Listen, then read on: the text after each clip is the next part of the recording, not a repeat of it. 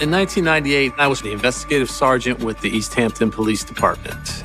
Your little brother doesn't got I was on a day off. I was actually dropping my 3 children off at swim practice. Dylan? I was paged to the police department.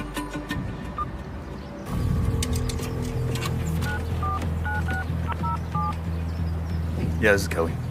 I was informed that I needed to come into work because there was a victim found in a remote area in East Hampton. My reaction at that time involved a lot of questions, of course. East Hampton was a sleepy bedroom community. It's a small town. They haven't had a homicide for 10 years, but he gets the call that they have one now. I was always looking to get involved in the big one.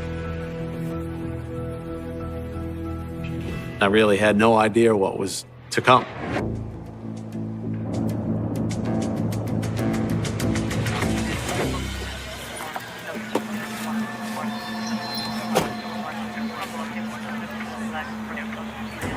When I arrived, Sergeant Romano was there, as well as patrol officers who had secured the scene. The location where the body was found is a very remote area. There's a stream running through with a waterfall up above it. And it was one of those roads that if you weren't from the area, you wouldn't know this was there. What do we got? A couple of kids throwing rocks from the bridge. Officer Martin Swan meets with Kelly and explains what is known so far. Body's still in the water. I looked down over the bridge and saw a woman's body laying face down in the stream and obviously motionless and deceased. It was almost surreal. It was a scene that you would see out of maybe an Alfred Hitchcock movie or something. We summoned the State Police Major Crime Squad for evidence processing, and crime scene technicians were responsible for securing and recovering any evidence at the scene.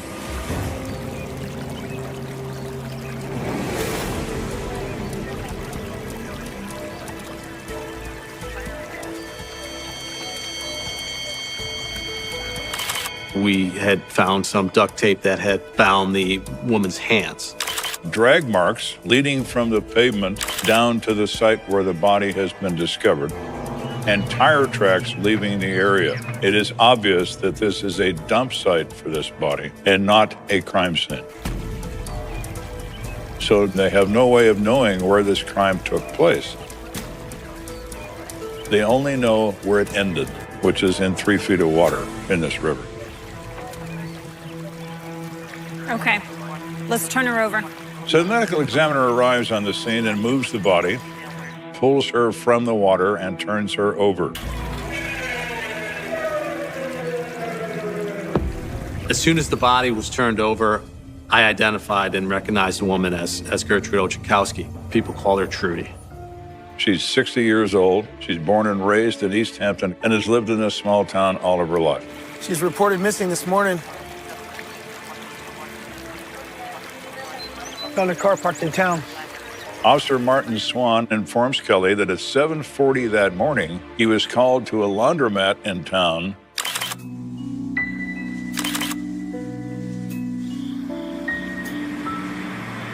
regarding a vehicle running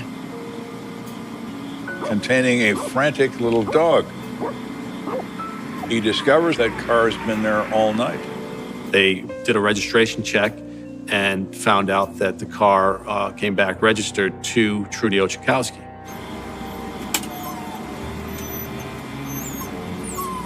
He gains entry into the car,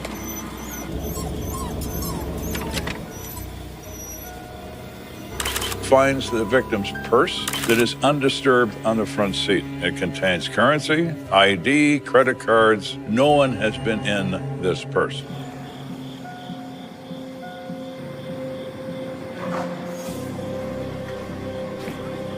He goes into the laundromat and finds wet clothing and a washing machine, most likely belonging to this victim. Where is she? She would never do that. She would never leave her dog, especially for that extended time. Something's wrong. And now all these officers are standing on a shoreline looking at the result of what that wrong was. I don't think I can tell you much until we conduct an autopsy.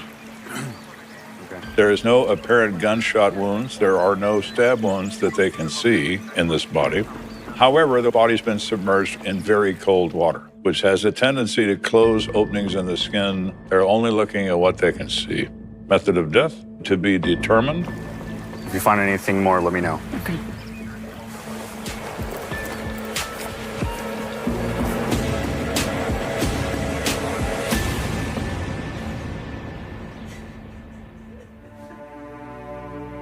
We had to, at that point, tell Trudy's daughters that their mother had been murdered. I knew both of the daughters from town, and that was a very emotional and personal thing to be involved in. I just don't understand why anyone would do this to her. I couldn't believe it, and especially the way they found her. Just the way she was treated. It was awful, awful.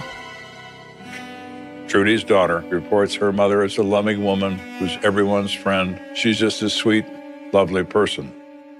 Trudy is just a wonderful, warm, loving person, and she would give you the most amazing hugs that you could possibly imagine. It was just, your whole world was safe when Trudy hugged you. She was employed as a home health aide and worked for a home health care agency.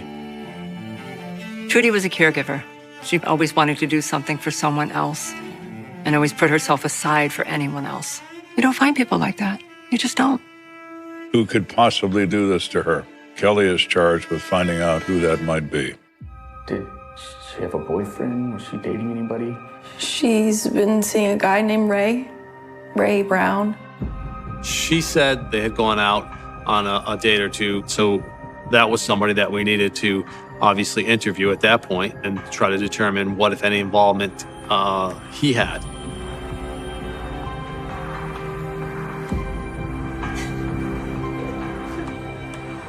So Raymond Brown, as advertised, comes in and speaks to Kelly.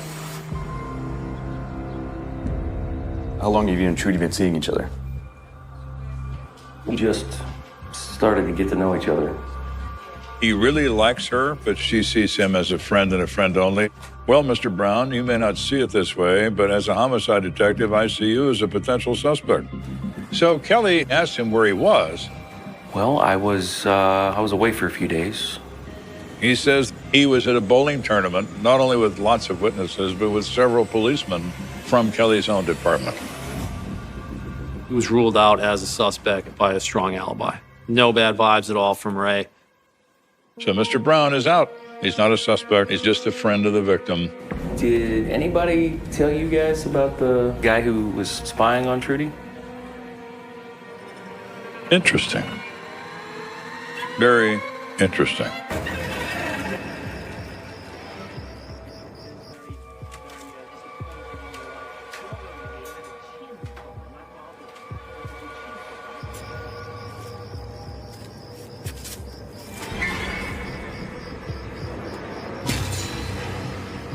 She was worried about a man appearing in her window at her apartment.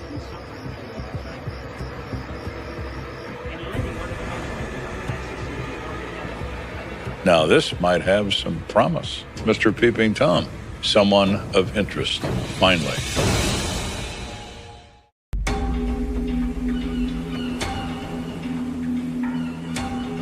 So now Kelly knows about the Peeping Tom thing.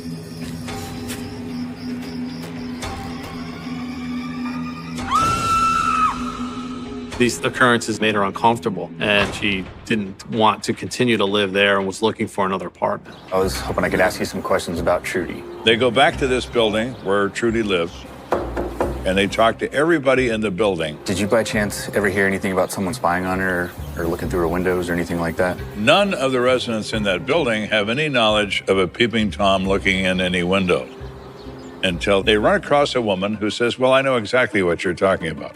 You do? Yes, that was my son, Eddie. But it was all just a big misunderstanding.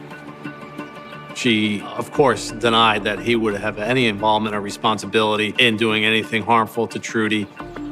And she says Eddie's a good boy. Her son was going to be the Pope but lost in the final election process. They're not impressed with the fact that Mother says he couldn't do this.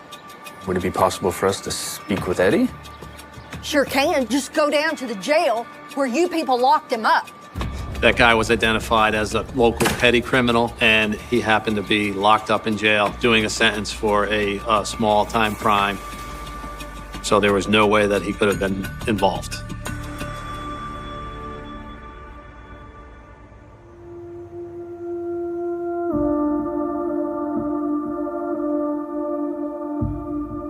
The next day, the medical examiner did an autopsy on the body. Ultimately, you're looking for any other evidence that could be part of that crime. Could there be hair follicles or, maybe scrapings under the nails if there was some type of altercation or struggle that went on? But it was discovered that there was no biological evidence that would indicate any sort of identification of an offender. But the cause of death was determined to be manual strangulation. There were some signs of trauma in certain areas that would be associated with sexual assault, in addition to some bruising indicative of violence to the head and face. So it was a pretty brutal death for Trudy. Let's take a look at her eyes. There is a blue contact lens in the left eye. There is no contact lens in the right eye, so that's missing. What's that? You see that? He finds the backing to a gold earring in her hair, but only the backing. So the earring is missing, which would indicate there's probably another earring missing as well. At least it gives us something to look for. Kelly knows if he can find the missing earring and/or the missing colored contact lens, it will lead him to his crime scene. Thank you very much. If you find anything else, let me know. Who could do this? Who could do such a horrific thing? You always have that question of, why? Why would you do something to someone that was so beautiful? Why would you do that? It's a crime that definitely shocked the conscience of the community and made it from this sleepy little bedroom town into now a situation where there was a murderer on the loose. There's an old cliche that people in small towns always offer up when there's a violent crime. Things like that don't happen here. Unfortunately, things like that do happen in small towns. There are good people who lead their normal lives, but there are also monsters. And once in a while, they show themselves. This type of crime did not and does not happen in East Hampton. It was just the one that rocked it to its core.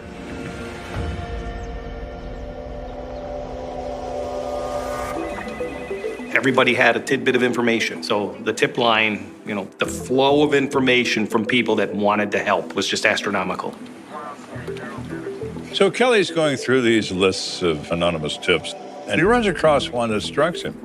A woman reports that she's taking her niece to the bus stop early the morning of the 12th. And she goes past the bridge over the river where the body was discovered. She sees a car parked on the bridge. The car was described as a boxy-style blue or greenish sedan vehicle. It was very out of the ordinary for a car to be parked there. So why is it parked there? Well, maybe it's parked there because the occupant is dumping a body into the river from this car. Kelly makes a note that maybe, just maybe, something like that car is the one used. So Kelly does what homicide detectives do. He continues to contact people who know the victim. We discovered a long-time acquaintance of Trudy. They were in on-again, off-again relationship for years, and we definitely wanted to talk to him. It was something that definitely needed to be drilled down upon intensely.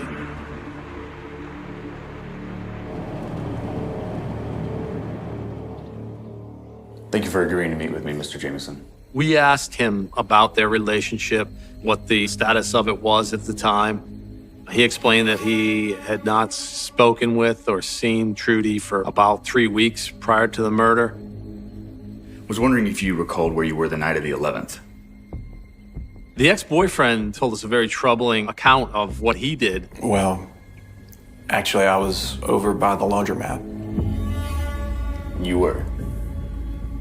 Yeah, He goes on to say, the night of the 11th, he's out for a bit, and he drives by the laundromat, and he sees Trudy's car, and it's running in front of the place. We kind of left things on a bad note a few weeks back, and I wanted to set things right, so I waited on her. He waited in a parking lot next door, and he never saw her come out to the car. He walked around for a little while, didn't find her anywhere in the laundromat or elsewhere, and then went home. So you didn't think anything was odd and didn't think to report it? I didn't know it. I don't know. I just didn't think anything about it at the time. You didn't think about it. Now, that's probably one of the worst stories Kelly's ever heard. Is it that bad of a lie? Or maybe he just Harold's a blockhead, and he doesn't think anything about an idling car with a barking dog and a woman that can't be found in a town that small. Look, I would never hurt Trudy. I loved her. Harold is very distraught about her death. He was cooperative, and we searched his car with his consent. Didn't have any sign of any sort of struggle or evidence in the car. Everything about Jameson checks out except the world's worst alibi. Kelly doesn't feel like he's the guy, but he can't eliminate him either.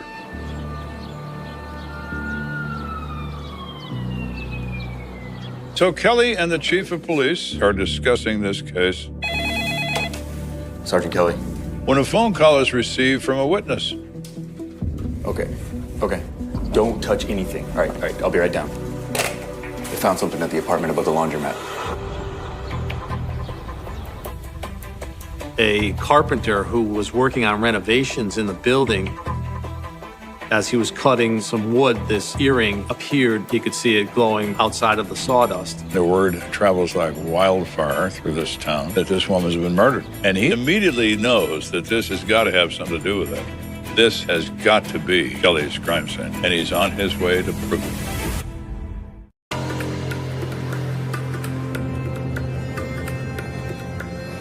Kelly's on his way to the laundromat building, where there are apartments under construction on the 3rd floor, where a carpenter has found an earring.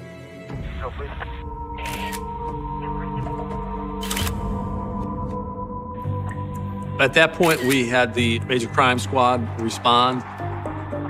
They began their scene investigation, and amazingly, one of the crime scene detectives found a contact lens in that room as well. And it's the missing blue-tinted contact lens from the right eye of Trudy. There's no question in anyone's mind that this is a crime scene where Trudy Ochenkowski met her death.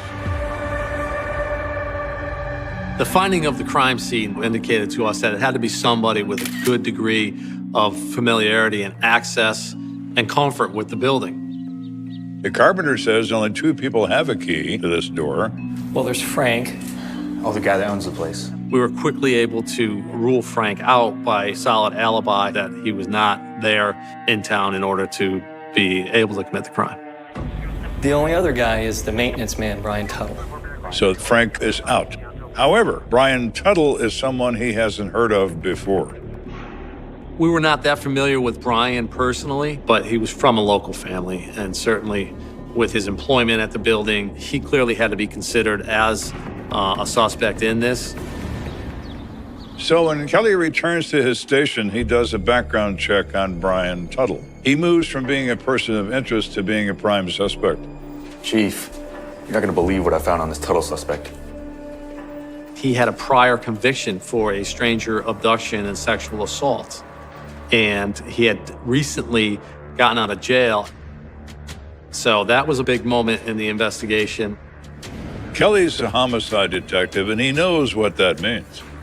He's been caught once. How many times has he not been caught? Kelly wants to talk to him, and wants to talk to him immediately.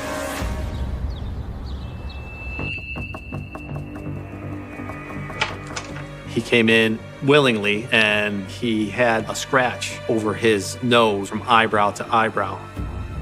It's a nasty mark you got there. How'd that happen? Work. Something happened at work. So that was also very suspicious to us because it could have been something that the victim did in defense of herself. You mind? Be my guest. Tuttle was very sketchy, very nervous about the fact that we were approaching him. You're looking at this guy, and you're like, yeah, this guy's capable. There was something there. This could be the player. You mind telling me why I'm here? Brian, I wanted to ask you about your prior conviction. Tuttle explained his prior conviction as a misunderstanding in which he was drunk and he encountered this woman, things went wrong. He also explains that he did abuse drugs and alcohol together at one time in his life. Doesn't do drugs anymore, still occasionally drinks. Did you know Trudy Ochenkowski? No. I don't know her. He just kind of rapidly dismissed it. His reaction was odd. It's not a big town. She lived right up the road. There had to be some passing. Can you tell me where you were the night of the 11th? He said that his activities included working in the building during the day and then going to the pizza place across the street. And then he said he went home and went to bed. So his alibi isn't much of one, except for his time in the pizza place. He spent the rest of the evening alone. You drive a car? No, I haven't driven a car in a while. Tuttle claimed that he did not drive because his license was under suspension. If Tuttle is truthful and he doesn't have a car, how would he then be able to dispose of a human body? It would be very, very difficult. As the interview went on and we pressed him more, he finally decided that he did not want to participate in the interview anymore. Now, Mr. Tuttle is still a suspect in this crime. There's a lot of things about him that are really, really interesting. They are circumstantial only and don't rise to the level of keeping him under arrest. I want to get somebody from evidence in here. I want to keep that.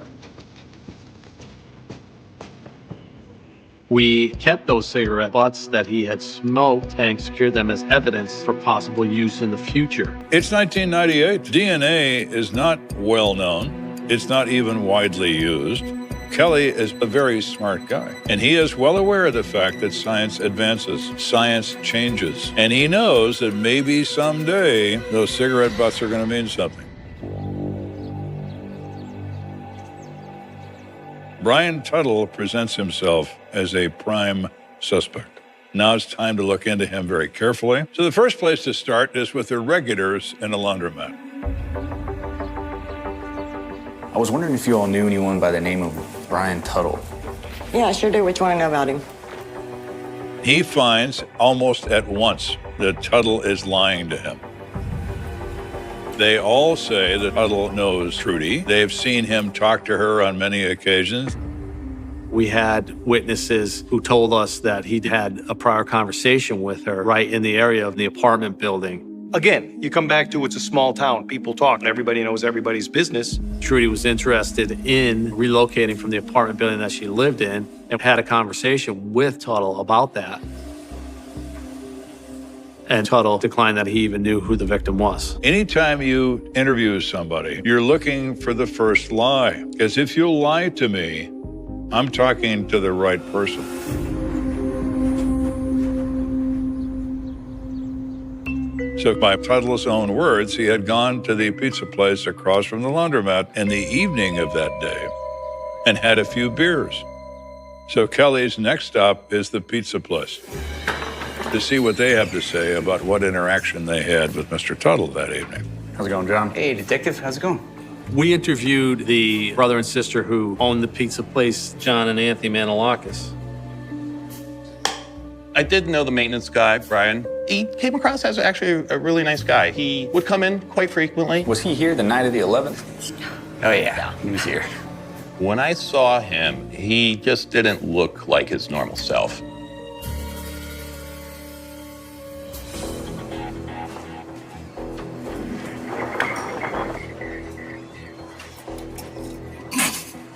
The biggest thing I remember were his eyes. They were just so red, so glossy. They described him as being depressed and definitely under the influence. Hey, you doing okay, Brian? You seem a little upset. My girlfriend, man.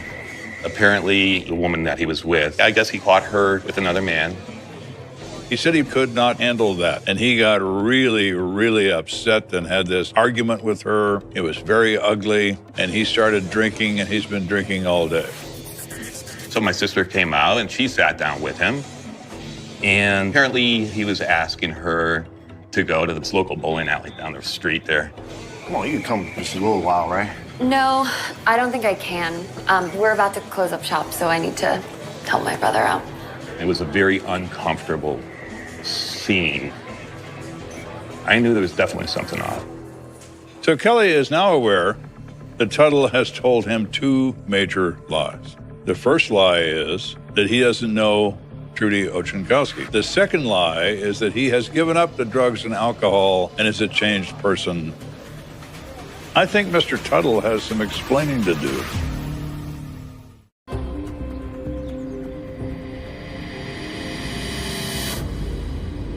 So now Kelly brings Tuttle back in for a second interview to confront him about these problems with his statements. We know you knew Trudy. We've got people that saw you converse with her. No. We confronted Tuttle with his many, many lies. At that point, he still claimed that he did not know Trudy. Tuttle says, I don't know her. I never did know her, but he does admit to having fallen off the wagon. And it's because he's so distraught over his cheating ex-girlfriend being with another man. What's your girlfriend's name? Denise. Denise what? Look, man, are we done here? Tuttle was emotional and distraught and was putting on a whole scene like he couldn't believe that he was being blamed for this. I'm done with all this. I'm going home. He was just kind of dismissive of everything. And at that point, we still didn't have sufficient physical evidence for an arrest. But Mr. Tuttle is digging his own grave every time Kelly talks to him. Now, the most important thing that happens in this second interview is that he's able to obtain the name of this girlfriend. This is, according to Tuttle, the cheating ex-girlfriend that has driven him to drink and drugs. That's significant.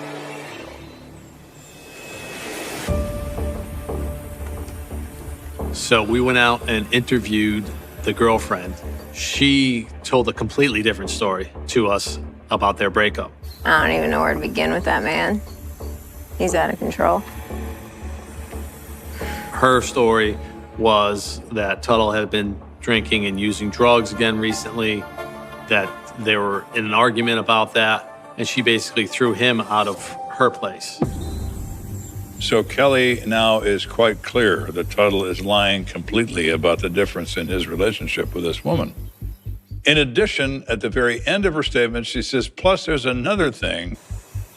The girlfriend told us that when she threw Tuttle out of her place, he took her car. That car happened to be a Volvo sedan. It was a boxy style sedan that was blue and greenish in color. Really? Kelly thinks back to that witness that sees a bluish-green boxy car on the bridge where Trudy's body was found. That was important. That was a very strong piece in the investigation at that point. Another nail in Mr. Tuttle's coffin. He thanks Denise for her words. He has more things to do. Now Kelly is faced with the fact that he has to find this car. And remarkably, the car finds him.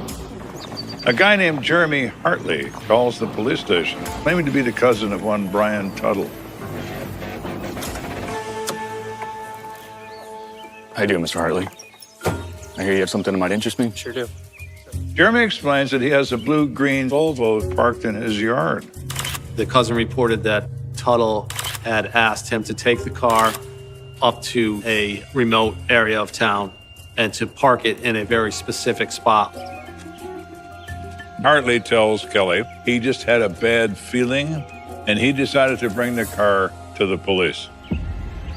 It's another big gotcha moment in the case, because we suspect that this car was used in the transportation of the deceased. So we then seize that car.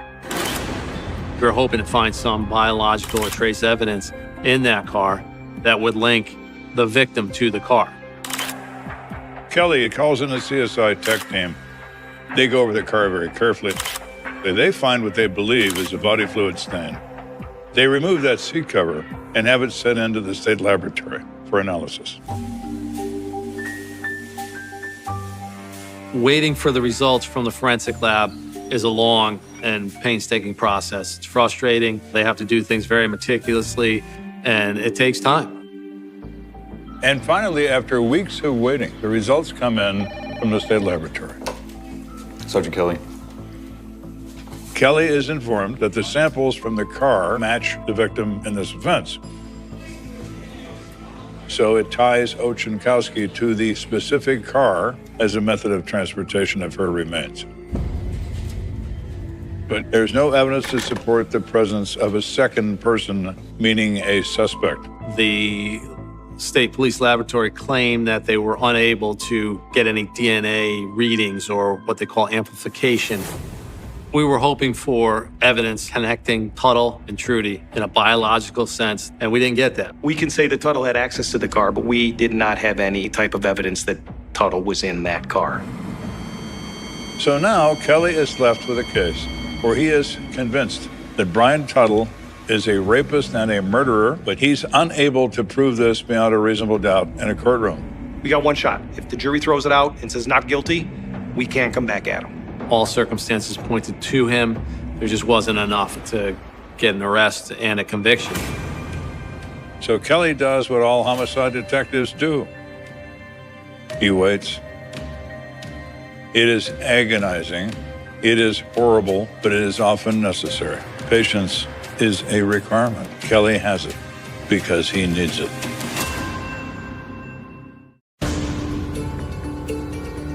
Kelly wants to prosecute Tuttle and knows he cannot. They have to wait for some other method to tie Mr. Tuttle to this crime unequivocally. The frustration of living with the case was very heavy to have to deal with day in and day out. It's even more difficult in a small town when everyone sees you as a stumbling block between justice and the death of a beloved member of the community. You see these people at church, you see them in a grocery store, you see them all the time, and you see the look they give you, the look of blame, the look of guilt. It was difficult to face the daughters. There was a lot of things that I could not tell them because it had to be kept confidential. It was very frustrating not to get those answers. Why would somebody have done that? How could you? How could you do something like that? We knew the scuttlebutt going around town. We were the small town cops. We didn't know what we were doing. We screwed up. Now, to Sergeant Kelly's, testament, he didn't quit. We were just piling up all the evidence that we could. But the more time that passed, it became a strong reality that I was still absent some linking pieces to bring this whole thing together and get a conviction.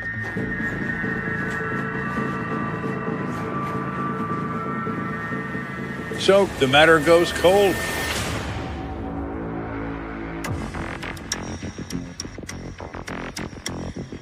It stays cold until the year 2013. This case came down to the science. Technology had advanced in a rapid way, and the lab was able to identify DNA in this biological material that was in the car. They're able to draw semen from the body fluid stains, which they then apply to the cigarette butts that Kelly was so clever to keep when he first talked to Tuttle, and finds a direct match to Brian Tuttle. There were strong matches from the cigarette butts to Tuttle's contribution to the DNA in the car. We had them at this point. The numbers were so astronomically through the ceiling that we had them. So the arrest warrant signed, and now we have to locate Tuttle. And to Sergeant Kelly's diligence, he knew that Tuttle was residing in South Carolina. So a team of investigators from the State's Attorney's Cold Case Unit went down and arrested him in South Carolina and transported him up here to Connecticut. They attempt an interview.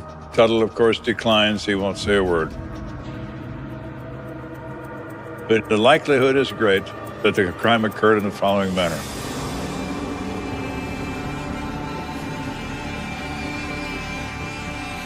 He walked out of that pizza restaurant drunk, high, after being turned down and rejected. He's angry, he's upset, and he sees Ochenkowski, someone he knows.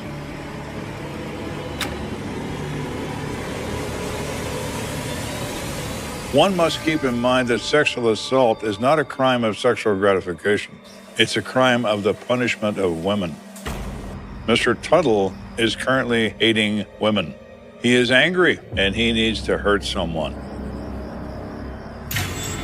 And he selects Ochenkowski. Hey, Trudy. Hey, Brian. Hey, did you want to check out the empty apartment upstairs I was telling you about? I've got the dog in the car. Oh, it'll only take a minute. Okay, I'll take a peek real quick. Yeah, come on. So lured her up into this apartment building. Trudy went with him innocently enough. You know, she didn't feel threatened by him. She had no idea she was placing herself in that type of danger. Once they got up into the apartment, When are they going to be finished with this place? he attacked her brutally. He rapes her. He strangles her.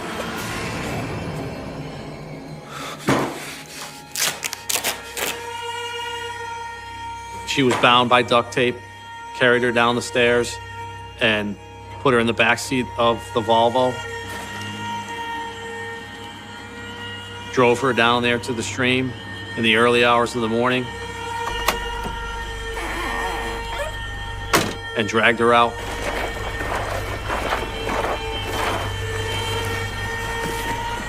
And threw her into the stream.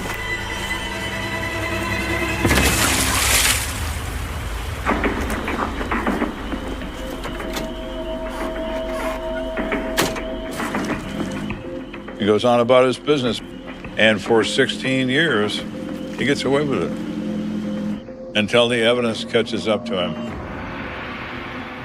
Brian Tuttle was formally charged with murder and presented before a judge at Superior Court in Middletown. I was shocked at his appearance. He was morbidly obese, in a wheelchair, with oxygen connected to him, very immobile. That's what happens. You know, karma comes back. It does. The case went through its prosecution phase, and then finally in 2016, Tuttle decided to plead guilty. He's sentenced to the rest of his life in prison, and probably because of his physical condition isn't going to last that long in prison. But that's where he goes. He's not going to get out alive, no doubt. I'm glad he's finally paying the price for what he did. Brian did an awful lot of damage that night to a lot of people. To Trudy, to her family, to the town. It's just a good thing that it's finally done. He took one of the most beautiful people out of this world that was loved and that was so kind to people and so caring. She's truly missed. Trudy is truly, truly missed. We heard that we were the small town police department that we couldn't investigate anything. But we knew we could do the case. I personally have no regrets as to how long this took. I have a lot of frustration, and I also have a lot of satisfaction. If I had not resolved this case to this day, I still would be working on it to resolve it. Justice is provided. And Mr. Tuttle is now in a 6-by-9 foot concrete room for the rest of his days. How many ever days those are. Berlin, 1995. Cold case solved. The words hit like a late train slicing fog on an empty platform. Iron on iron, a long-awaited sound that startles the pigeons and wakes the sleepers on hard benches. But before the headline, Before the sirens and the handcuffs and the camera flashes at dawn, there is a room with peeling wallpaper in a building that no longer exists, a set of footsteps paused at a door that never closed right, and a whisper from the stairwell where old paint curls like a dying fern. The city is cold. It is February. It is the kind of cold that picks the lock on your bones and sits inside you, and every sound is sharper, and every shadow appears to breathe. The case begins there, not with blood, not with a scream, but with the click of a lamp that should have burned all night and did not. A neighbor hears it, a neighbor who is tired, who has 2 jobs and a baby and a pile of mail she never opens.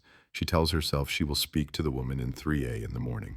She will ask if the lamp is broken. She will ask if the heater wheezes like that for everyone. She does not sleep. She counts the tiles on the ceiling, and when the morning comes thin and gray and reluctant to be day, she hears the other thing. Silence. A silence that is heavier than noise, a hallway that is colder than the street, a door that will not open, then opens too easily, and inside, that smell. The kind the city teaches you to ignore until it is too late. Police. Tape. Boots on scuffed parquet. Coffee in paper cups bleeding through at the seams. A detective with a coat too big for him and a notebook with bent corners. He writes the first line that will still be read 30 years later. Female, late 20s, no signs of forced entry, signs of a struggle, kitchen window cracked 3 centimeters, imprint on the sill as if someone paused to look back or to climb out. The detective, Schultz, is new to the city, but old to the work. He notices the glass is broken from the inside, not the outside, and he files that in the drawer of things that will matter when this is over. It never ends. The city eats the days. Witnesses say they saw a man with a red scarf in the stairwell that week. Another says it was blue. A taxi driver remembers dropping someone off at 2:13 a.m. Or maybe it was 12:31. The hours bend when you live by the meter. The woman becomes a name in the newspaper that prints in ink too thin for winter. Then she becomes a photo pinned on a corkboard, then a case number, then a box that is moved from one storage room to another when the building is renovated and the archives become a glass office with plants that do not need sunlight. You think the city forgets. It pretends to. People move. The building comes down. A bakery opens where the door once stuck on a warped frame. The baker wakes at 4 and kneads dough and does not know he is working on top of a story that never ends. A coil of wire buried beneath tile and dust and receipts. Meanwhile, the family grieves in loops. The mother sits by a phone for years after phones stop being things you sit beside. The brother quits music because the melody always breaks at the same place. The father carries a key on his ring that fits no lock, and he cannot make himself throw it away. Schultz stays in the job. He becomes the kind of detective who lives on vending machines and rain-swept sidewalks and late trains to the wrong stations. He keeps the box close. Not out of hope, not exactly. Out of discipline, out of ritual.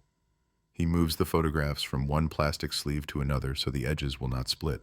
He writes the same names over and over in fresh notebooks so the ink will not fade. He calls the mother once a year on the day he will never call the anniversary, and they talk about weather and buses and pain as if it is a person who is late to everything. The city changes. The case does not. New techniques arrive like bright machines in a pale room, DNA that can read whispers off a button, algorithms that can teach a computer to remember faces better than a human memory does, because a computer never drinks, never sleeps, never gets embarrassed about forgetting. Schultz is not young. He learns anyway. He learns in the way of a man who revisits the first sentence of a book no one finished. He sends the old evidence to the new lab. He argues with clerks about signatures. He waits. Winter again, then the email. Subject line, thin as thread, preliminary correlation. It is not a match yet, not legally, not the kind of thing you can take to a judge and hammer it down into a warrant. But it is more than a rumor. It is a hand appearing at the surface of a frozen lake, fingers blue, grasping. A technician in a lab under bluish light found a partial profile on a scrap of adhesive tape taken from the inside of the kitchen drawer. The tape was around the handle where a thin wire had rub-marked a crescent. No one saw it then.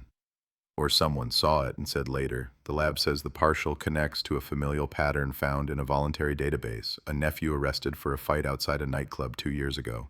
The nephew is 21 and thinks the world starts the day he wakes up and ends when his phone battery dies. He does not know his blood carries a map. The name that comes next is a small name, a forgettable name, a name that buys cigarettes and never makes eye contact. You know him. You have brushed past him. You have stood beside him at a crosswalk while the red man refuses to turn green. He lived in that building in 1995, 2 floors down and 1 door left. He fixed radios in a shop that smelled like hot dust and solder in the inside of old televisions. He wore a scarf, red sometimes, blue sometimes. That part was never going to matter. But the scratch on his wrist, the one he hid under tape, the one he said was from a cat, that mattered. The tape held a print of his skin, a map of loops and whorls pressed into glue that hardened into a small fossil that waited, patient as stones. The detective watches the name assemble itself in a file. He watches addresses wheel past on the agency screen. He watches the corners of the city he knows too well tilt into focus again. They plan. They talk to a judge who has learned to recognize the particular weight of Schultz's requests. They do not use words like closure in that room. They use words like probable and consent and custody and chain of evidence because only those words hold when the wind is up. Dawn. A hallway in a building that is not the old building but is exactly the old building in the way Berlin repeats itself with slight variations. The same scar turned a few degrees. A doorbell. No answer. Another. The detective knows the rhythm of a doorbell in the morning. He knows when someone is awake on the other side but trying to arrange their face before they open. The man opens. He is older but less changed than the city. Faces like his do not alter so much as fade. Inside there is a radio gutted on a table, screws lined up with an honesty that feels strategic, coffee, a cup unwashed from last night. The detectives move like furniture being repositioned in a room that always knew it would be this way. They mention the nephew, the database, the lab, the adhesive tape. They do not ask questions he can answer without lying. They ask to take a swab. He says he wants a lawyer because he has paid attention to more than radios. They nod. It will not matter now, not if the swab matches the echo in the glue. The detective stands in the bathroom and looks at the mirror framed in tin. He sees himself as a smear of color and a shape of tiredness. He thinks of the mother and the phone that became not a phone. He thinks of the bakery that sits on air above a vanished room. Back in the lab, the machine sings. That is what it is, a song of peaks and valleys, a melody of molecules stacked like teeth, an orchestral score of old skin and friction and time. The print in the glue identifies the pattern of the man's hand. The swab identifies the pattern of the man's mouth. 2 songs overlay and become one thing. That is the simple miracle. The judge signs. The door opens again. The morning is a brighter gray now. The man's radio screams once as a wire grounds improperly and then is silent. Handcuffs. A walk down a stairwell that smells like stale laundry and rain. Outside, the city acts surprised, as if it has not been waiting. You can hear the neighbors naming him, swapping groceries for rumors for confirmation. They say he kept to himself. They say they always knew. They say he was kind to cats. They say he hated them. It all fits as long as it fits the story you need to live with. The interrogation is simple. He does not confess. He does not deny. He slides into the middle lane and stays there. He talks about radios. He talks about the way electricity prefers the path it already knows. He says the building in 1995 had a door that always stuck. He says the window in 3A never locked right. He says he kept a scarf near the radiator.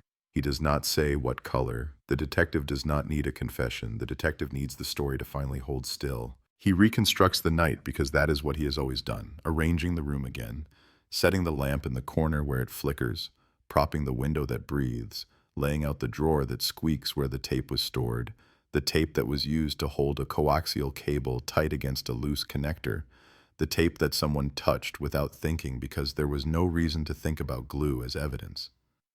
A scuffle, a fall against the table edge, a hand to the jaw. Not rage, not revenge, not something cinematic in the way movies want. Compulsion, opportunity, smallness. The kind of violence that does not even believe in itself until it sees what it did. And then the window, 3 centimeters open, breath from the courtyard pressing in like a second person in the room. He pauses there, the imprint on the sill, a hesitation that lasted the length of a held breath. Then a hand goes to a drawer where tape waits to bind a wire, or a wrist, or a story. The detective stops the film there, not for mercy, for accuracy. He knows the end. It is in the photographs he carries and never shows. He does not replay that part for himself. He saves it for the courtroom where the words are short and the facts do not bend into consolation. Berlin, 1995, cold case solved. The headline runs on a morning in which the bakery sells out early. People read it standing in line and forget to order. The photo is a door and tape and a coat that has outlived its owner. The mother answers the phone that is not a phone. She listens. She says thank you as if it is a foreign word, and perhaps it is. The brother buys a guitar and does not play it. He leans it against a chair like another person in the room. The father takes the key from his ring and sets it on a windowsill and watches the son move across it with suspicion. Closure is a word for doors. People are houses without that final click. The detective walks past the bakery and does not go in.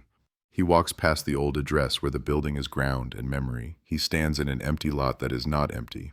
He thinks of the tape, adhesive and patient. He thinks of the lab that listened to it sing. He thinks of how a city hides evidence in plain sight and then hands it back when someone arrives who can finally hear. The voiceover would end there if this were a movie. It does not. The city keeps speaking. Frozen cases thaw in odd places. A button kept in a tin with screws. A letter found in a book thrown out by a library closing on a Tuesday. A nephew who punches a man outside a nightclub because the music was too loud and the night too long and the world too broken to be quiet. Fate and procedure and accident braid in a way that looks like design when printed in a newspaper, but felt like chaos in the days before the headline. The man will stand in court and speak softly or not at all. He will be described with words that fit into articles and legal briefs. He will become smaller in a way that is not forgiveness and larger in a way that is not blame. The city will take the story and pack it into itself, another layer of sediment, another shard under glass. And those who loved her will not be finished. They will be a chorus without a final note, singing in kitchens and on trains and in rooms with lamps that burn through the night for no reason they can admit. He will go home. He will stack the box with other boxes. He will clean his desk, because that is what you do when one thing is over and nothing ends. The cold is softer now. Spring is a rumor carried on tram lines and scaffolds, and kids who do not know the name in the headline and never will. The detective closes his notebook on the first line that started everything and writes the last one, the one that stands up straight when the wind tries to push it over. Solved. Not simple, not neat. Solved like a knot loosened so the rope still shows the twist of strain. In a city that remembers and pretends to forget, that is sometimes the most you can ask for, and sometimes it is almost enough. The trial does not begin with drama. It begins with paperwork, files stacked like bricks, photographs sealed in transparent sleeves, transcripts of voices flattened into black type. The courtroom smells like old wood and electronics. The man sits behind glass, his face unreadable, the kind of blank that has learned how to survive observation. Cameras hover outside, lenses blinking like restless eyes. Reporters whisper in a dozen languages, all circling the same story. Berlin, 1995, a ghost unearthed by glue and time. The prosecutor walks with a measured calm, a tone carved by years of repetition, but her voice trembles when she says the victim's name. She does not need to tell the jury that 30 years have passed. The photographs do it for her. A Polaroid, its edges yellowing, a copy of the floor plan, the broken lamp cord. The tape sample, magnified 1,000 times on a screen that makes science look like art. The defendant does not look up. He does not glance toward the detective in the back row, who watches as if the whole room were underwater. Schultz is retired now, technically. But cases like this do not retire. They follow you home, sit at the kitchen table, whisper in the hum of your refrigerator. The defense lawyer speaks next, his voice quick, smooth, professional fatigue hiding behind eloquence. He speaks of contamination, of the fallibility of old evidence, of time itself as an unreliable witness. He says the tape could have belonged to anyone. He says his client lived in the building, that everyone touched everything. He says the print might be coincidence, the DNA degraded, the database incomplete. He says science is not God. The words fall clean, rational, sharp, but the room feels colder when he finishes. Then the technician takes the stand. A woman with the calm of one who listens more than she speaks. She explains polymerase chain reactions, genetic markers, probability ratios. The jury blinks, trying to follow. But then she says one thing in a soft, deliberate tone that slices through the fog. The chance of a random match is less than 1 in a billion. Silence folds the room. The judge nods slowly as if to anchor the moment. Outside, the city keeps moving. Trains cutting through the cold, pedestrians crossing streets unaware that the balance of a decades-old silence is tilting. Schultz thinks of the night he first saw that apartment, the dim bulb, the chill of the window pane. He remembers how young he was, how sure that every mystery must end with confession, with words, with understanding. He knows better now. The truth doesn't confess, it accumulates. Bit by bit, like dust, the prosecution calls witnesses. A former neighbor, older now, hair silvered, voice fragile but clear. She says she remembers the man. He used to nod but never smile. He fixed her radio once, refused payment, and left a roll of tape on the counter. She says she thought of him years later when she heard about the murder, but she told herself not to imagine things. The guilt in her tone is a sound heavier than grief. The defense cross-examines, cutting her memory into fragments, suggesting misremembered details. The jury looks uneasy. Memory, everyone knows, is clay. Soft, pliable, treacherous. Then comes the mother. The room stands when she enters. Time has bent her, but not broken her. She does not look at the man behind glass. She speaks to the jury, to the walls, to the air itself. She says she has nothing left to forgive because forgiveness requires understanding, and she never received that. Her daughter's name fills the room again, and for a second, it feels like prayer. The lawyer doesn't question her. No one does. The next day, the defense produces a photograph of the hallway from the same year, grainy, blurred, showing several men carrying boxes, one of them possibly wearing a similar coat. The implication is quiet but deliberate, uncertainty. It plants itself like mold in corners. The judge pauses, asks for recess. Outside, journalists send live updates.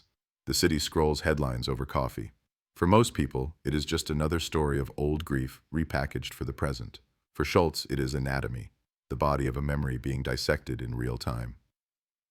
He goes home that night and finds the original notebook, the one from '95, pages yellow, handwriting cramped and feverish. He reads his own first notes. Window cracked open 3 centimeters, tape in drawer, no forced entry. He traces the words with his thumb. They are almost fossilized. He thinks of what the suspect said about electricity taking the path it already knows. He wonders if evil does the same. The next morning, the prosecutor plays an audio clip, a digital reconstruction of the suspect's voice from a 1997 interview about a petty theft in another district. The tone is indifferent, quiet, detached. Then she plays a new clip from the interrogation months ago. The difference is small but distinct, like 2 keys of the same piano slightly out of tune. The expert says the stress patterns align with avoidance, not denial. The defense objects. Sustained. The moment vanishes like smoke. Days turn to weeks, witness after witness. Forensic experts, psychologists, criminologists, a parade of professional certainty marching through the courtroom. Each one adds a stone, but no one builds the wall. The jury's faces grow paler, weary from the weight of decades pressed into days.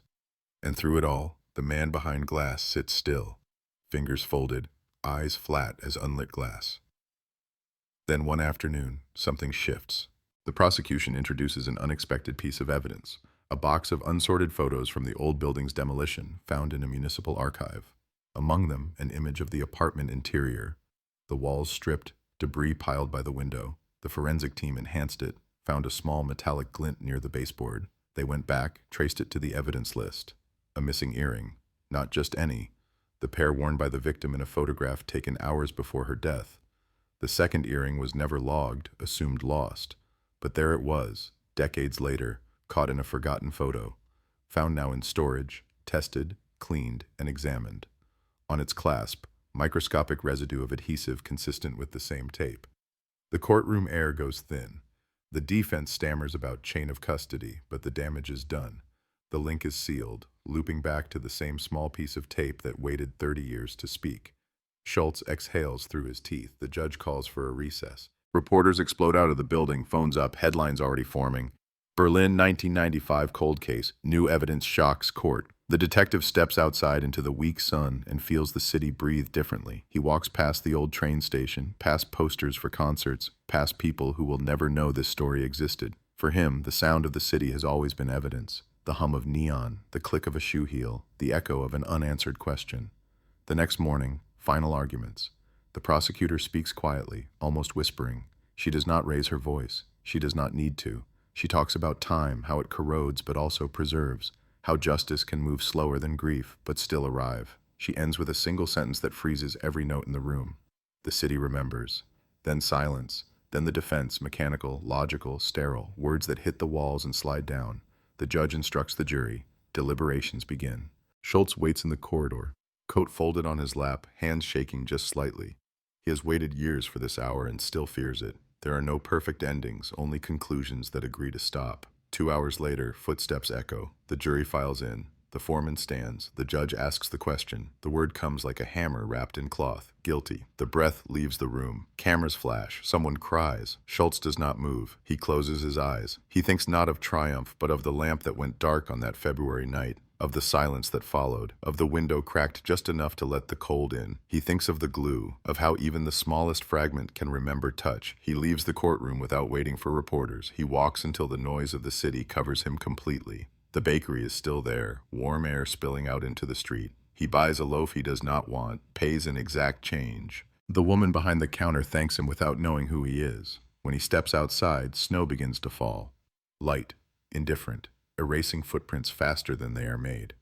Somewhere in a file room, the label on the box is changed, from unsolved to closed. It is a small gesture. It will not bring warmth to the cold, but it is something. And for the first time in 30 years, that might be enough. He wakes before dawn now, not out of habit, but out of the echo of years spent chasing ghosts through rain and paperwork. Schultz sits by the window, coffee untouched, the streets outside pale and still. The city hums beneath the snow, muffled as if holding its breath. The trial is over. The papers have moved on, but his mind hasn't. Cases like Berlin 1995 do not end with verdicts. They calcify. They remain inside you like a shard you stop noticing until it shifts and draws blood again. He opens the old notebook one last time, not because he needs to, but because he can't not. The handwriting is uneven, hurried. He reads the words as if they belong to someone else. Maybe they do. He finds himself returning to one question. Why the window? Why open it, even slightly? That small decision, the 3 centimeters of air that changed everything, haunts him. It's the kind of detail that never makes it to headlines but defines everything about the story. The killer said nothing about it in court, and he won't. But Schultz imagines it again. The night, the struggle, the moment of stillness. The tape peeled, the lamp flickering, the breath catching. Maybe he opened it for air. Maybe to listen for footsteps. Maybe to see if the city was watching. He never left. He couldn't. The sound of an apartment building at night. The creak of pipes, the hum of refrigerators, the distant train, all of it hides thousands of small crimes of loneliness. That is what he thinks now, that most murders are born not from rage but from silence. He closes the notebook. Outside, the first tram slides past, its lights carving lines through fog. Somewhere in a distant district, a warehouse is being torn down. The city sheds its skin endlessly. In another part of Berlin, a journalist prepares a retrospective piece, The Detective Who Never Gave Up. They call him for an interview. He refuses at first, then agrees. They meet in a cafe near Alexanderplatz, one of those places that has changed names 5 times but still smells of tobacco and burnt espresso. The journalist is young, earnest, fascinated by the story. He asks about the case, about justice, about obsession. Schultz answers in short, careful sentences. When asked if he feels satisfaction, he says, no, only relief. When asked if he believes in closure, he shakes his head. You don't close a life, you file it. The journalist laughs nervously, unsure if it's a joke. Schultz isn't joking. He describes how after the verdict, the mother sent him a letter. Not gratitude, not forgiveness, just a photograph of her daughter as a child, on a swing in a park now buried under a shopping mall. On the back, 5 words in neat handwriting, don't forget her laughter. He carries that photo in his wallet, folded, fading. Sometimes he forgets it's there until it falls out. After the interview, he walks without destination. The cafe door closes and the city swallows the sound. He ends up near the Spree River, where bridges cut the water into gray mirrors. He watches the current pull at bits of ice and imagines time as something physical, something that moves forward but leaves residue. The face of the killer appears to him sometimes, not in nightmares but in flashes, on a passing tram, in the reflection of a window, in the half-light between waking and sleep. It is never guilt he sees there, it's emptiness, and that is worse. The man had built his life around forgetting, and somehow he succeeded for 3 decades. Schultz envies that. He lights a cigarette even though he quit years ago. The smoke curls into the air like the ghost of an old file burning. He wonders how many other cases sit in boxes like that one did, waiting for a molecule to betray them, for a database to catch a whisper, for the right clerk to care enough to reopen the right drawer. He knows there are too many. He knows he won't see them all solved, but maybe someone will. He keeps walking, past posters for concerts, past closed shops, past the endless construction cranes that make Berlin look like it's rebuilding itself out of guilt. He thinks of the earring found in that photo, the glint that changed everything. So much of justice, he realizes, is made of accidents. The right photo, the right mistake, The right person who doesn't give up. The newspaper headlines called it a triumph, cold case solved after 30 years. But triumph feels too loud a word for what it was. It was quieter than that, more like a sigh or a door finally clicking shut. He reaches the old address again, 3A, or where it would have been. Now it's a parking lot, smooth concrete, lines painted in yellow. He stands there, looking at nothing but feeling everything that isn't there anymore. The bakery still smells of yeast and memory. The baker's daughter serves customers now. She was a child when it happened. Schultz buys a loaf he won't eat just to keep the ritual alive. She doesn't recognize him, and he prefers it that way. As he leaves, she calls after him, "Schönen Tag noch. Have a nice day." The phrase hits him oddly. He hasn't thought of days as nice or not nice in years. They simply exist, like evidence in a drawer. He walks along the canal, where ice breaks with a sound like paper tearing. He stops at a bridge and leans on the rail. A tram passes behind him, vibrating through the metal. He thinks of the victim again, not her death, but her life. The photo of her with friends at a picnic, her laughter frozen mid-breath. He imagines her voice among the city's echoes, in the hum of the neon signs, in the shuffle of footsteps. He wonders if, in some way, solving the case lets her return, not as justice, but as sound. He doesn't pray. He's long stopped believing in things that require faith. But he does whisper something, a line that no one else will hear. I kept my promise. The sky lightens. The city wakes. Somewhere a siren starts in the distance, rising like a reminder that peace is never permanent here. Schultz turns away from the bridge and disappears into the crowd, just another old man with a notebook carrying ghosts in his pockets. Later that day, in an evidence lab across the city, a young technician catalogs new samples from another forgotten box. She pauses, looks at the label. Cold case, Tempelhof, 1997. She doesn't know it yet, but her hands are holding the next story, the next echo waiting for its voice. The light outside the window flickers, same as the one in 3A long ago. The city hums, alive, endless, listening. He doesn't notice the winter leaving. Berlin changes quietly, as if the city itself prefers to erase the seasons rather than announce them. Trees begin to move again, windows open longer, people laugh louder, but Schultz remains still.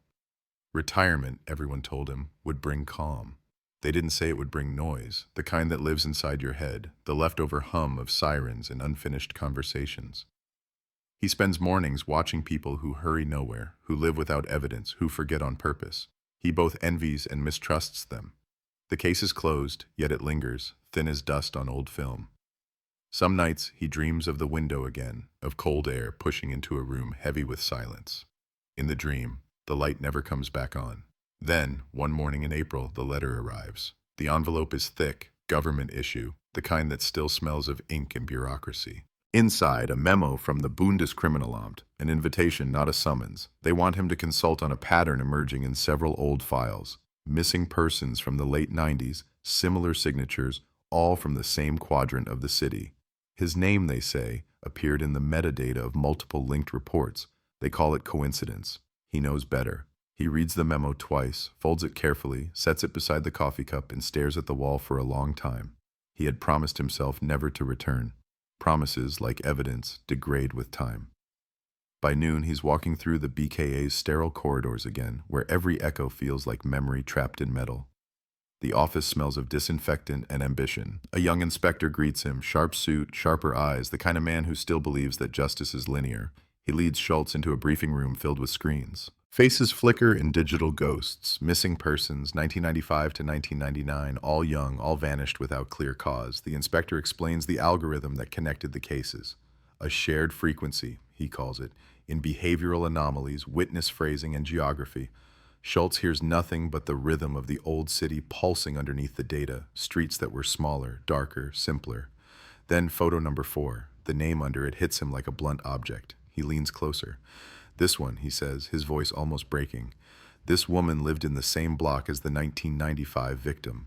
The room goes still. The inspector nods, almost smug that the algorithm was right. Schultz feels sick. Patterns always sound cleaner in hindsight. He stares at the photograph. It's black and white, taken at a bus stop. The woman is looking away, as if distracted by something unseen. Her eyes, half turned, mirror the same vacancy he saw in the first case. A shape of silence. He asks for the file. He doesn't wait for permission. At home, he reads until dawn. The parallels unfold slowly, cruelly.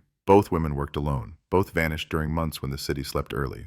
Both had last contact through a repair request, a handyman, a technician, someone who came and went unnoticed. Schultz feels the world tighten around that word, technician, the radio repairman, the scarf, the silence. He tells himself it's impossible. The man is in prison. Still, he calls the corrections department. The voice on the other end hesitates. Transferred, they say, for medical observation, terminal. The word echoes like a verdict. He requests a visit. They tell him it's pointless. He insists. 2 days later, he sits in a hospital wing disguised as a prison. The man lies under white sheets, his body frail, his eyes still calculating. For a moment, Schultz wonders if the disease is real or a final disguise. The nurse leaves. Silence fills the space like fog. "You're dying," Schultz says. "So tell me, was she the only one?" The man smiles faintly, as if the question is a kind of mercy. "You should know by now, detective," he whispers, voice cracked and dry. Truth is a room with more than one window. Schultz leans forward. "How many?" "Enough to keep the city awake," the man says, closing his eyes. He doesn't speak again. The monitor hums, indifferent. The detective sits for an hour, waiting for something else, a confession, a word, anything. Nothing comes. When he leaves, the nurse asks if he wants to take the man's personal effects, an old radio, some tapes, a notebook. He almost refuses, then nods. That night, at home, he opens the box. Inside, the radio smells of old dust, the metal cold under his fingers. The notebook holds lists of frequencies, broadcast times, numbers scrawled in the margins. Nothing criminal, nothing obvious. But something unsettles him. At the bottom of the last page, a single line written in block letters, "Frequencies never die, people do." He stares at it until the ink seems to move. Then he turns on the radio. It crackles alive, static hissing, catching pieces of distant voices between stations. For a moment, just before midnight, he hears it, faint, like a memory replaying through interference. A woman's laugh, then silence. He adjusts the dial, heart racing, nothing. Only the hum of air. He sits there until dawn, the notebook open beside him, the city outside shifting toward morning. In another building, another detective stares at the same algorithm on the same screen, waiting for patterns to make sense. And in the spaces between those screens, Berlin breathes, alive with ghosts that never learn to stay buried. The cold case is solved, yes. But the story, it isn't done. He doesn't sleep that night. The radio's static keeps murmuring long after he turns it off, as if the city itself has decided to speak in frequencies he can no longer tune out. By morning, the air feels heavy, full of unsent messages. Schultz walks to the window and stares at the gray light pressing against the glass. There is something in that last sentence. Frequencies never die. People do. It gnaws at him like an unfinished sentence. He spends hours replaying the sound he heard, convincing himself it was only interference, a hallucination from fatigue. Yet something inside insists otherwise. He unpacks the old evidence again, laying photos across the table like cards in a ritual. Each face stares back through decades, soft focus, static eyes. He notices small things he had missed, the way one victim's earring matches another's pendant, the identical handwriting on 2 service invoices, the same model of portable radio near the background in 3 crime scene photos. Patterns, the word pulses in his mind like a heartbeat. By noon, he's in the archives again. Dust, cold, fluorescent hum. He requests the old technician directories, repairmen, contractors, anything with overlapping work orders. The clerk raises an eyebrow but complies. Old detectives still carry a kind of mythic permission. Hours later, names fill his notebook, most meaningless, but one makes his hand freeze. A subcontractor listed under radio calibration services, active from 1994 to 1999, registered to a warehouse in Tempelhof, the same district on the label of the new cold case box. He flips another page, same company listed on the building maintenance logs from the 1995 apartment. He closes the folder. His pulse is audible now, drumming like it wants to leave his skin. He copies the address. It's not the same company anymore, just an industrial shell on the city's southern edge. He goes there that evening because old habits die harder than promises. The place is abandoned, graffiti, rust, the smell of metal and rain. He forces the door. The hinges cry. Inside, the floor is covered in dust except for one faint trail of footprints, fresh. The air feels charged, like the moment before lightning. He moves quietly, every sense awake. In the far corner stands a table covered with objects that shouldn't be here. Broken radios, strips of tape, glass jars labeled with dates. 1997, 1998, 1999. His stomach knots. He lifts one jar. Inside, beneath the residue of adhesive, something faint glimmers. a small fragment of metal shaped like an earring clasp. He doesn't breathe. He takes a step back, heart hammering. The pattern was never just coincidence. The man who died in the hospital might not have worked alone. Maybe he was the face the city could catch while the voice kept transmitting. He snaps a photo with his phone, sends it to the inspector who recruited him. No answer. He sends another. Still nothing. Then a sound. A low hum, mechanical, rhythmic, coming from deeper inside the building. He follows it. In the back room, against a crumbling wall, stands an old broadcast console. Wires snake across the floor like veins. A red light flickers weakly on the panel. He touches a switch. It crackles alive. Static fills the air. Dense and warm, not random this time, but pulsing, almost deliberate. Then, between the noise, a voice. Faint, distorted, female. Just a few syllables, looping. "Can you hear me?" It repeats, over and over. "Can you hear me?" The tone is too familiar, too human. He stumbles backward. The air feels thinner. It's a recording, of course. It must be. Some forgotten tape left running. Yet when he listens closer, the timestamp on the playback screen reads live, 1842. He checks his watch, 1842. His throat tightens. He kills the power. Silence rushes in, heavy as water. Then from somewhere outside the room, a footstep. He spins around, flashlight slicing through dust. No one. Another step closer. "Inspector," he calls. Nothing. Only the echo of his own voice. He walks back toward the entrance, but the door is now slightly ajar, the same way the apartment door was that night 30 years ago. The same subtle invitation. He steps outside quickly, breathing hard. The street is empty, the sky dimming toward night. He locks the door behind him, though it hardly matters. The building feels awake now. At home, he uploads the photos, attaches the report, writes an urgent message to the BKA. Possible accomplice or continuation of 1995 case. Evidence recovered. Site must be secured immediately. He doesn't send it yet. His cursor hovers over the button. He thinks of the technician's last words. Truth is a room with more than one window. Maybe that warehouse was one of them. Maybe there are others. He sends the message. Then he sits, staring at the radio he brought back, the same one that started everything. The dial flickers again on its own. He hasn't touched it. A soft hiss builds into rhythm, then fades. He listens for the voice, but this time there's none. Just static. And in that static, a pattern. 3 short bursts, then 1 long. Morse code. He reaches for his notebook, translates automatically. The message is simple. Hello again. The pen slips from his fingers. Somewhere in Berlin, another light flickers on in a forgotten basement and the hum begins once more. The case may be closed on paper, but something in the city refuses to stay buried. Schultz exhales slowly, the air trembling in his chest. "All right," he whispers to no one. "I hear you." He doesn't turn off the radio. He can't. The static becomes a presence in the apartment, an invisible companion, restless and unpredictable, breathing between the walls. Each night it wakes on its own, at the same hour, 2:17 a.m. The first time it happens, he assumes it's interference. The second, coincidence. The third, he knows better. He starts recording the transmissions. On the 4th night, the signal sharpens, no longer random bursts, but a structured rhythm, repeating every 40 seconds. 3 short, 1 long. Then silence. He decodes it automatically. Listen closer. Schultz plays it again, watches the tape wheels spin under lamplight. There is nothing else in the sound but a faint clicking like footsteps on tile buried deep under static. He boosts the gain. The clicks align with intervals, precise, measured, someone moving with intent. He kills the recording, heartbeat hammering in his throat. He stares at the wall, at the photograph of the window, at the ghost of an open door that refuses to close. The next morning, he goes back to the warehouse. This time, he doesn't call anyone. The official channels are slow, bureaucratic, allergic to urgency. He enters through the same door, breath visible in the cold air. The footprints from before are gone, swept clean or drowned in dust. But the hum remains. He follows it to the broadcast console. The red light is dead now, but the power cord has been reconnected. Someone has been here. On the floor, a small cassette labeled only with a date, 03/11/95. He pockets it and leaves quickly, the sound of his own footsteps echoing like accusations. Back home, he plays the tape. For the first 30 seconds, silence. Then a faint conversation, distorted by time. 2 voices, male and female. The woman's tone is calm, resigned. "You fixed it?" she asks. The man answers, low, barely audible. "It will run by itself." A pause. "And the frequency?" "Hidden. No one will find it." Then the tape cuts off with a click.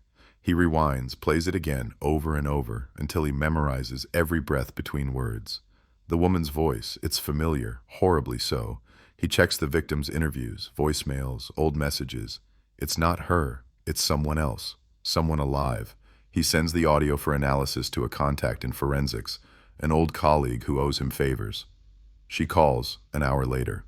Where did you get this? Why? Because the female voice matches a technician from our communications division. She died in a car accident in 2002. Accident? At least that's what the file says. He hangs up slowly, the static inside him louder than the one on tape. Pieces start to rearrange themselves in his mind. An accomplice, a system, maybe more than one. The man wasn't a lone predator. He was part of something built to vanish. The kind of machinery that hides in the everyday. Radios, frequencies, repairs, access to homes without suspicion. He opens the notebook from the technician's box again. Frequencies scribbled like confessions, notes beside certain numbers. Strong, unstable, works only at night. He flips to the last page. A map drawn in pencil. Arcs radiating from Berlin's center, each labeled with call signs, ending at one circled word, Spandau, the Western District. He circles it again, presses his finger on it. The next morning, he's on the U-Bahn headed west. The train is nearly empty, the kind of emptiness that amplifies every thought. He watches stations blur by like years. At Spandau, the air smells of river and rust. The coordinates lead him to an old signal tower, fenced off, forgotten. The padlock is new. He climbs anyway, rust biting at his hands. Inside, the equipment still hums faintly, powered by a line that shouldn't exist. On a desk, another radio, newer model, clean. He turns it on. Static again, then the same voice. Can you hear me? But this time, another line follows, faint but deliberate. You're late. His blood freezes. It isn't a recording. It's live. Who is this? He whispers. The response comes through, soft, steady, almost amused. You already know. You've always been listening. The signal cuts. The tower goes silent. He stands there for a long time, staring at the dead console, the dust swirling like smoke. When he climbs down, he notices something carved into the doorframe. 3 short lines, 1 long, the same code. He rubs his thumb across it, half expecting it to be fresh. It is. The metal flakes under his touch. Someone was here recently, someone still playing the game. On the way home, he looks at every passerby differently, each face another signal he can't decode. He knows now that the story didn't end with the arrest or even with the death of the man in the hospital. It's bigger, older, systemic. The city itself is part of it, a web of frequencies, apartments, forgotten repairs. Every doorbell, every intercom, every hum in the walls feels like a heartbeat. That night, he doesn't sleep. The radio stays on, quiet, pulsing. At 2:17, it wakes again, and this time the voice doesn't ask if he can hear. It whispers his name, slowly, clearly. Schultz. He freezes, every light in the apartment trembling as if reacting to the sound. Then silence, long, unbroken silence. He stares into the dark, waiting for something else, anything. Nothing comes. But deep inside the static, something moves, like breathing, distant but real. And he realizes then, for the first time in his life, that the case was never about the past. It was always about the signal, the one that never stopped transmitting. He sits in the dark until the first light of morning touches the window. The city outside looks ordinary, commuters, buses, the smell of bread, but nothing feels the same. Schultz keeps hearing his name, replayed by memory, a soft distortion lodged behind the ears. He checks the tape again. The whisper is there, unmistakable. Schultz. Drawn out, deliberate. He compares it to old recordings of the technician's accomplice, but the waveform doesn't match any known voice. It's like the sound is human and not human at once, digitally stretched and slowed, threaded with layers of interference. He notes every second, every pitch fluctuation.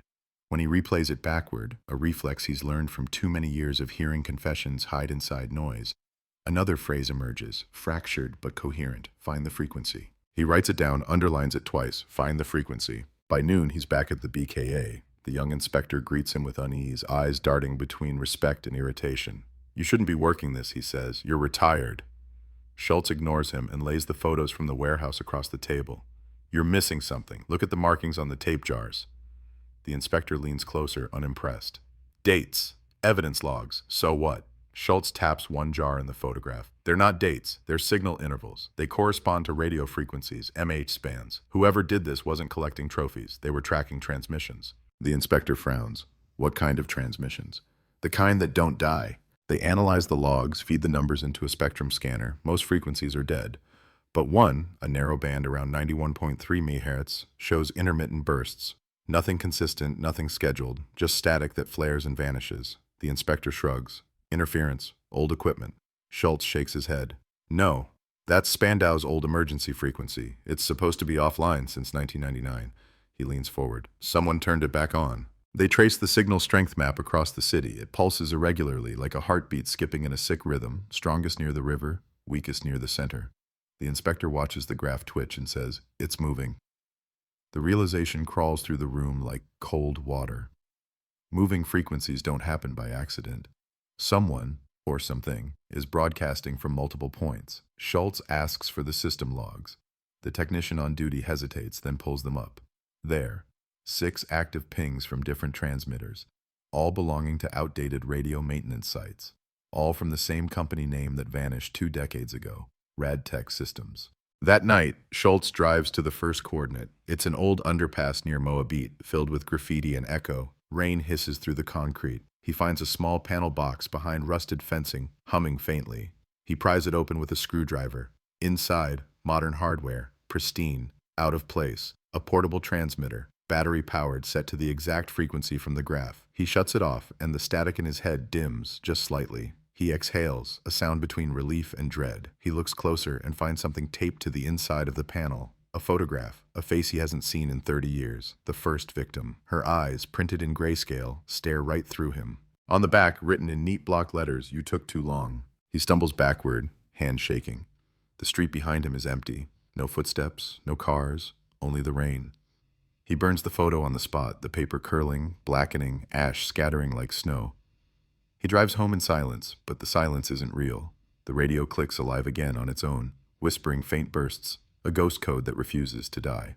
The next morning, he visits the mother again. She lives alone now, the apartment smaller, the air still smelling faintly of lavender and dust. She recognizes him immediately. "I saw the news," she says, voice fragile. "They said it's all finished." He doesn't answer. He looks around the apartment and notices something. A small portable radio on the windowsill, identical to the model from the evidence photo. "Where did you get that?" he asks. "It came in the mail last week," she says. "No note, just this." She turns the knob. Static hums. A burst of white noise, then silence. He takes it gently from her hands, listens close. Within the static, a faint rhythm emerges, the same pattern. 3 short, 1 long. Morse again. He decodes it instantly, not finished. The air in the room seems to thin. The mother doesn't notice. She smiles faintly, as if comforted by the noise. "I like it," she says softly. "It sounds like company."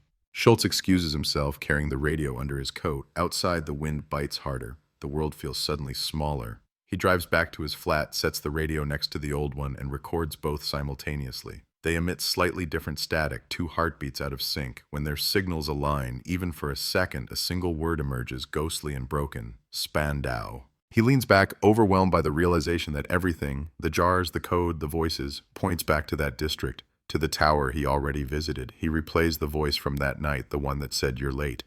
It wasn't just mocking him, it was marking time. Someone had planned this long before he arrived, maybe decades, maybe since before 1995. He pulls out the technician's notebook again. In the corner of one page, a smudged annotation he hadn't noticed before, Spandau 217, transmitter B217, the same time the radio wakes every night. He doesn't think. He grabs his coat, his flashlight, and drives back into the storm. The tower rises from the fog like a scar. The lock is gone. Inside, the air hums, thick with electricity. The console lights pulse like a living thing. The microphone is on. Someone has been broadcasting. He steps closer. The same voice greets him through the static. "Welcome back." He freezes. "Who are you?" "You know my name," the voice answers, slow, deliberate. "You gave it to me." The static deepens, the frequency rising until it fills the room like a heartbeat. His earpiece crackles, the inspector calling, shouting through interference. "Schultz, get out of there. We traced the other signals. They're all converging on your location." The tower vibrates, metal groaning. Sparks crackle along the console. He yells into the mic, "Who are you?" The voice laughs, soft but close, as if coming from the room itself. "I am the echo. You made me when you refused to stop listening." The lights flare, blinding white, and then darkness. He wakes on the floor, hours later, surrounded by silence so thick it hums. The equipment is dead. The air smells of ozone. On the desk, the notebook lies open to a fresh page that wasn't there before. 4 words, written in his own handwriting. "Frequencies never die, Schultz." He stares at it until the letters blur. Outside, dawn burns weakly through clouds, and the city hums again, calm, indifferent, alive. Somewhere, on an empty frequency, a signal begins to pulse once more, 3 short, 1 long. He drives until the sky turns the color of bruised metal, following roads he doesn't recognize, guided only by the hum still trapped in his head. The tower's silhouette disappears behind him, but the sound remains, faint, rhythmic, constant, like the last heartbeat of something that refuses to die. Schultz keeps glancing at the notebook on the passenger seat, the words written in his own hand. Frequencies never die, Schultz, burn like an accusation. He doesn't remember writing them, but the ink is fresh. His fingerprints are on the paper. He tells himself it's exhaustion, shock, the residue of too many nights alone with the dead. But deep down he knows it isn't. Something has crossed from evidence into existence. Something is still transmitting. He stops at a gas station near the outskirts of the city. The attendant looks at him the way people look at ghosts, polite, detached, slightly afraid. He asks for a payphone. There's one by the vending machines. Cracked receiver, coin slot taped shut. He doesn't need it to work. He just needs the sound. He lifts the receiver and listens. Static, not from the line, from beyond it. 3 short bursts, 1 long, then silence. The pattern again. He hangs up slowly and looks around. No one else reacts. The world moves as if nothing happened. He writes the time in his notebook, 4:09 a.m., a new interval. The signal is spreading. By sunrise, he's back in the city. The BKA building stands silent behind glass and steel. He walks straight past security, his badge long expired, but his face still recognizable enough to open doors. The young inspector isn't there. The entire communications wing is empty except for a single monitor left on. The signal analysis software is still running, graphs scrolling endlessly. He zooms in on the latest trace. The frequency has multiplied. 5 simultaneous transmissions across Berlin, Moabit, Neukölln, Friedrichshain, Reinickendorf, Mitte.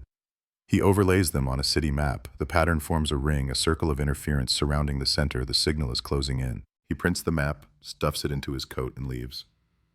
The city outside hums with morning indifference.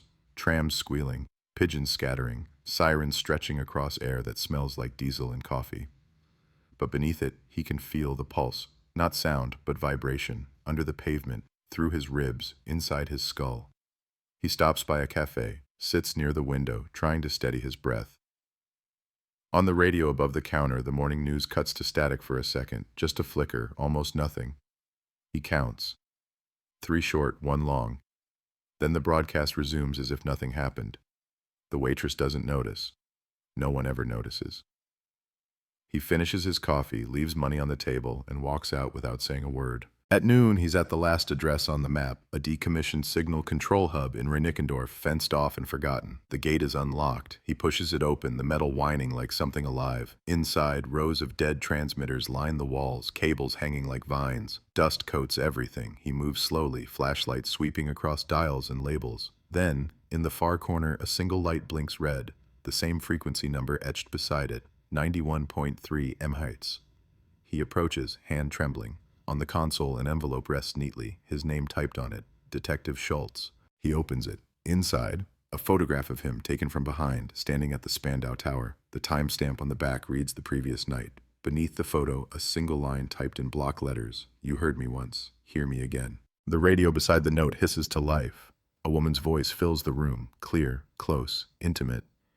"You shouldn't have come back," she says. "It's not your case anymore." The voice is the same one from the first transmission, the voice that shouldn't exist, the voice of the technician who supposedly died in 2002. He grips the edge of the console. "Who are you?" he whispers. "What do you want?" The voice pauses, soft static brushing between words. "I want you to understand," she says. "We never stopped. You just stopped listening." He glances around this room, expecting movement, but there's only the hum of power. "Why me?" he asks. The voice almost smiles. "Because you stayed. Everyone else moved on. That's how signals survive. Someone has to keep receiving." The lights flicker. The red indicator glows brighter. The air thickens, metallic, vibrating through his teeth. "You're inside the system," he says. "You're broadcasting through old channels." "No," the voice replies.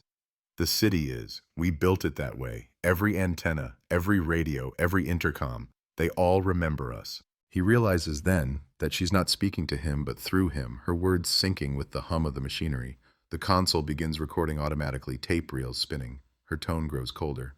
You wanted truth, Schultz. Here it is. We were never after blood. We were after continuity. Memory carried in waves. The girl in 3A. She was the first successful transmission. His heart stops. Transmission? She volunteered. The others didn't. We failed many times, but the frequency held. That's why you could still hear her. That's why you still can. He looks at the blinking light, realizing it's pulsing in time with his heartbeat. Every flash corresponds to the rhythm in his ears. What did you do? He says, voice breaking. We preserved her, the voice answers simply. Not body, not soul, frequency. She's still here, in the air, in the static, in the city's breath. The light blinks faster, red dissolving into white. His chest tightens. And me? He whispers. You're already part of it, she says. You've been transmitting since the night you reopened the case. The room explodes in static. The sound is physical, filling every molecule, shaking the dust from the walls. He falls to his knees, covering his ears, but the noise comes from inside his head now, from every bone, every thought. The consoles flicker, the photograph curls in the heat of invisible electricity. Then silence. When he opens his eyes, the room is empty. The machines are dead. The air smells of burned plastic. On the wall, the same phrase appears again, drawn in soot by an unseen hand. Frequencies never die. He stumbles outside into a daylight that feels unreal. Cars pass, people talk, phones ring, normalcy hums, steady and relentless. He looks at his reflection in a shop window and swears he sees static ripple across his own face for a second. A glitch, brief but undeniable. That night, he returns home and sets both radios side by side. He doesn't turn them on. He doesn't have to. They hum on their own now, faint, synchronized. The signal has found him. He begins to lose track of time. The clocks in his apartment still tick, but the rhythm no longer feels human. The hum from the two radios seeps into every corner, a low vibration that merges with his breathing. He tries to write reports, but every sentence fractures, the words repeating themselves like echoes caught in a tunnel. When he looks back at what he's written, he finds entire paragraphs copied without his remembering. Always the same phrase, find the frequency. He rips out the pages, throws them away, but each morning there are new ones on the desk, written in his handwriting, even when the pen is dry. The inspectors stop calling. His messages to the BKA bounce back as undeliverable. It's as if the system has erased him. He turns on the television to drown the noise, but every channel is static. The sound comforts him now. It feels familiar, like breathing beside someone sleeping. He tells himself it's all psychosomatic, a consequence of obsession. Yet when he cuts the power to the apartment, the radios keep humming. When he removes the batteries, the hum deepens, richer, alive. One night he dreams of the victim again, the woman from 3A. Only this time she's not in her apartment. She's standing in the middle of a street flooded with fog, her face blurred by signal distortion. She's trying to say something, her lips moving in rhythm to the static. He wakes before hearing the words, but her presence lingers, soft and electric. The dream returns every night, more vivid, her form stabilizing, the fog thinning. It's not memory anymore, it's transmission. He starts mapping the pulses that come through the radios. Each burst, each pause, he plots them on a city grid, marking coordinates across Berlin. When he connects the points, the pattern resembles the shape of radio waves expanding from a central origin, Spandau, the epicenter of it all. He stares at the map for hours until dawn, tracing the loops with shaking fingers. The signal is spreading outward in spirals, each one larger than the last, each one matching the pattern of the city's electrical grid. The frequency isn't just traveling through air, it's riding the infrastructure itself. Power lines, phone wires, train rails, every metallic thread running under Berlin's skin. The city isn't haunted, it's broadcasting. At 2:17 a.m., the hum peaks. He feels it before he hears it. A pressure behind the eyes, like his skull is resonating. The lights flicker. The radios crackle alive, louder than ever. Voices overlap, layered, impossible to separate. Dozens, hundreds, whispering fragments of the same phrase in unison. Can you hear me? The room vibrates. His body goes cold. He grabs the recorder and shouts into the static. Who are you? What do you want? The voices stop. Then a single one answers. Clear, calm, female. We want to come through. He feels the words vibrate through the floor, through the air, through his chest. Through where? He demands. Into you, the voice says. You've been listening the longest. You're open. The lights blow out. The room falls into darkness. For a moment, there's only the hiss of air in his own heartbeat. Then the hum changes, no longer coming from the radios, but from inside his head. He can feel it behind his eyes, inside his teeth. It pulses in time with his pulse. He drops to his knees, pressing his palms against his ears. But it doesn't help. The sound isn't entering. It's growing. He crawls toward the wall and pulls the plug from the socket. Sparks snap, the smell of ozone filling the room. The radios go silent, but the sound doesn't stop. He hears faint whispers from the window, from the radiator, from the pipes in the walls. The city outside vibrates like an enormous speaker. Every light across the skyline flickers at the same rhythm, 3 short, 1 long. His body begins to shake uncontrollably, as if matching the frequency. "Stop," he gasps, but the word dissolves in the noise. He grabs his coat, stumbles into the street barefoot, cold air slicing through his lungs. The city is empty, not silent, never silent, but empty in a way that feels staged. Every street lamp hums the same low tone. He looks up and sees the transmission towers blinking in synchronization, a red halo stretching across Berlin's skyline. It's beautiful and horrifying, like the city itself has awakened. He drives without direction, following the pulse. Every intersection, every bridge, every tunnel carries the same vibration. He finally stops at the Spree River, the same bridge where he once stood thinking of closure. The water shivers, rippling in rhythm with the signal. He looks down and sees his reflection fracture and reform, fragments of his face rearranging between waves of static. He whispers, "What are you?" The reflection moves on its own, lips forming words before he can. "I am what you made," it says, voice identical to his. "You gave me a name when you refused to stop listening. You opened the channel. You kept it alive." The reflection smiles, his smile, too wide, too knowing. Now we finish the transmission. He stumbles back, heart pounding. The air thickens, charged, almost liquid. The bridge trembles under him. All around, the lights flicker, pulsing faster. He hears the whisper again from every direction, from every wire, every building. "Schultz." The sound becomes music, mechanical and human at once, a choir of electricity. He collapses to his knees, covering his face. Then everything stops. No hum, no light, no wind, absolute stillness. When he opens his eyes, he's sitting in his apartment. The clock reads 2:17. The radios are silent. The city hum outside has vanished. He stands slowly, unsure if he's dreaming. On the table lies a new notebook, one he's never seen. The cover is blank. He opens it. Inside, the first line reads in his handwriting, "Berlin, 1995, cold case solved." The rest of the page is filled with unfamiliar script. Not letters, but frequency lines, drawn like sine waves looping endlessly across the paper. He touches the page. The lines vibrate beneath his fingertips, alive. The radios turn on by themselves, whispering softly in unison as if reading his thoughts aloud. "Welcome back, detective." And somewhere deep inside him, he realizes the case was never about a killer or a victim. It was about transmission, about memory seeking a body to inhabit. The city found one. He wakes to daylight that feels wrong, clean and lidless, as if the city has been polished overnight. The notebook sits where he left it, but the sine waves have crept across new pages, hand-drawn without his hand, precise as a machine tracing a heartbeat. The first line still waits like a bell that refuses to stop ringing. Berlin, 1995, cold case solved. It reads like a beginning, not an ending. He closes the cover. The radios do not obey. They hum softly, as if protecting him, as if warning him. He speaks into the room and hears his voice return with a lag that should not exist inside 4 walls. He says his name and hears a fraction of it return, thinner, stretched like a string pulled too tight.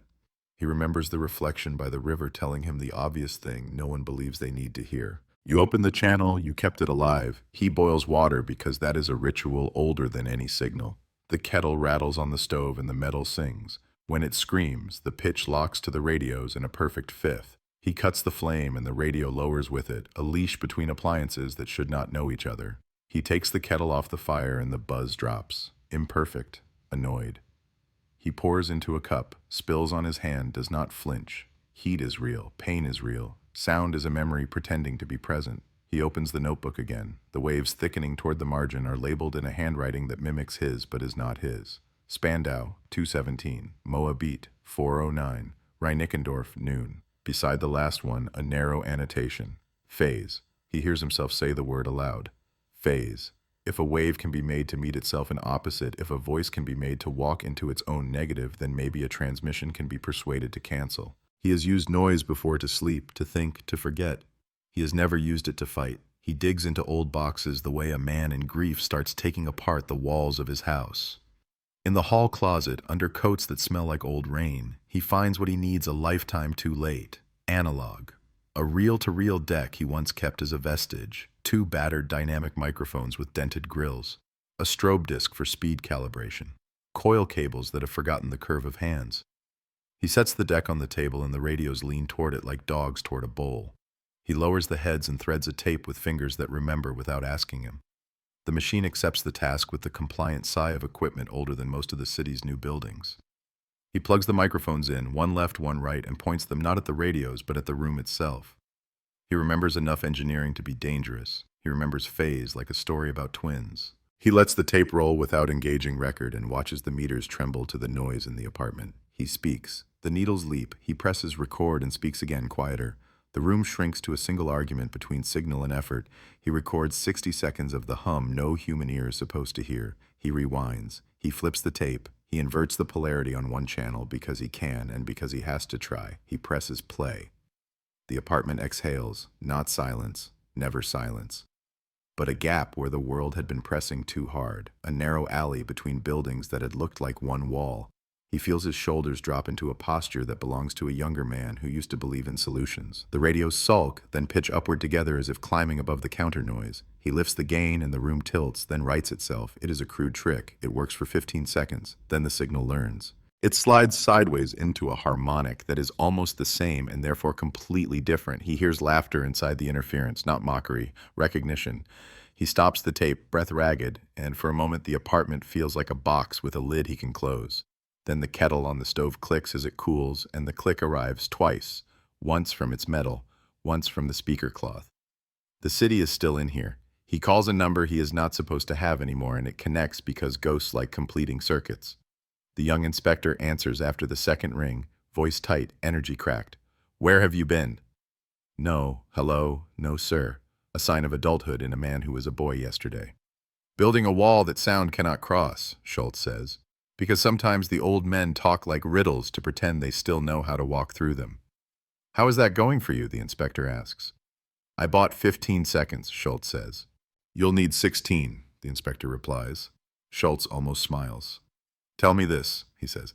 "Tell me you still have access to the municipal emergency broadcast backbone. Tell me the old inject points for civil defense messages still exist under the new software." A pause. "They exist," the inspector says, "but they are welded to rules, even for you." "Then break one," Schultz says. "At 217, we catch them on a line they do not own. We play them against themselves, equal and opposite, phase locked. We give the city a minute of quiet. That is all I need." "All you need for what?" "To go where they want me." "Schultz, I will be careful." "You are never careful."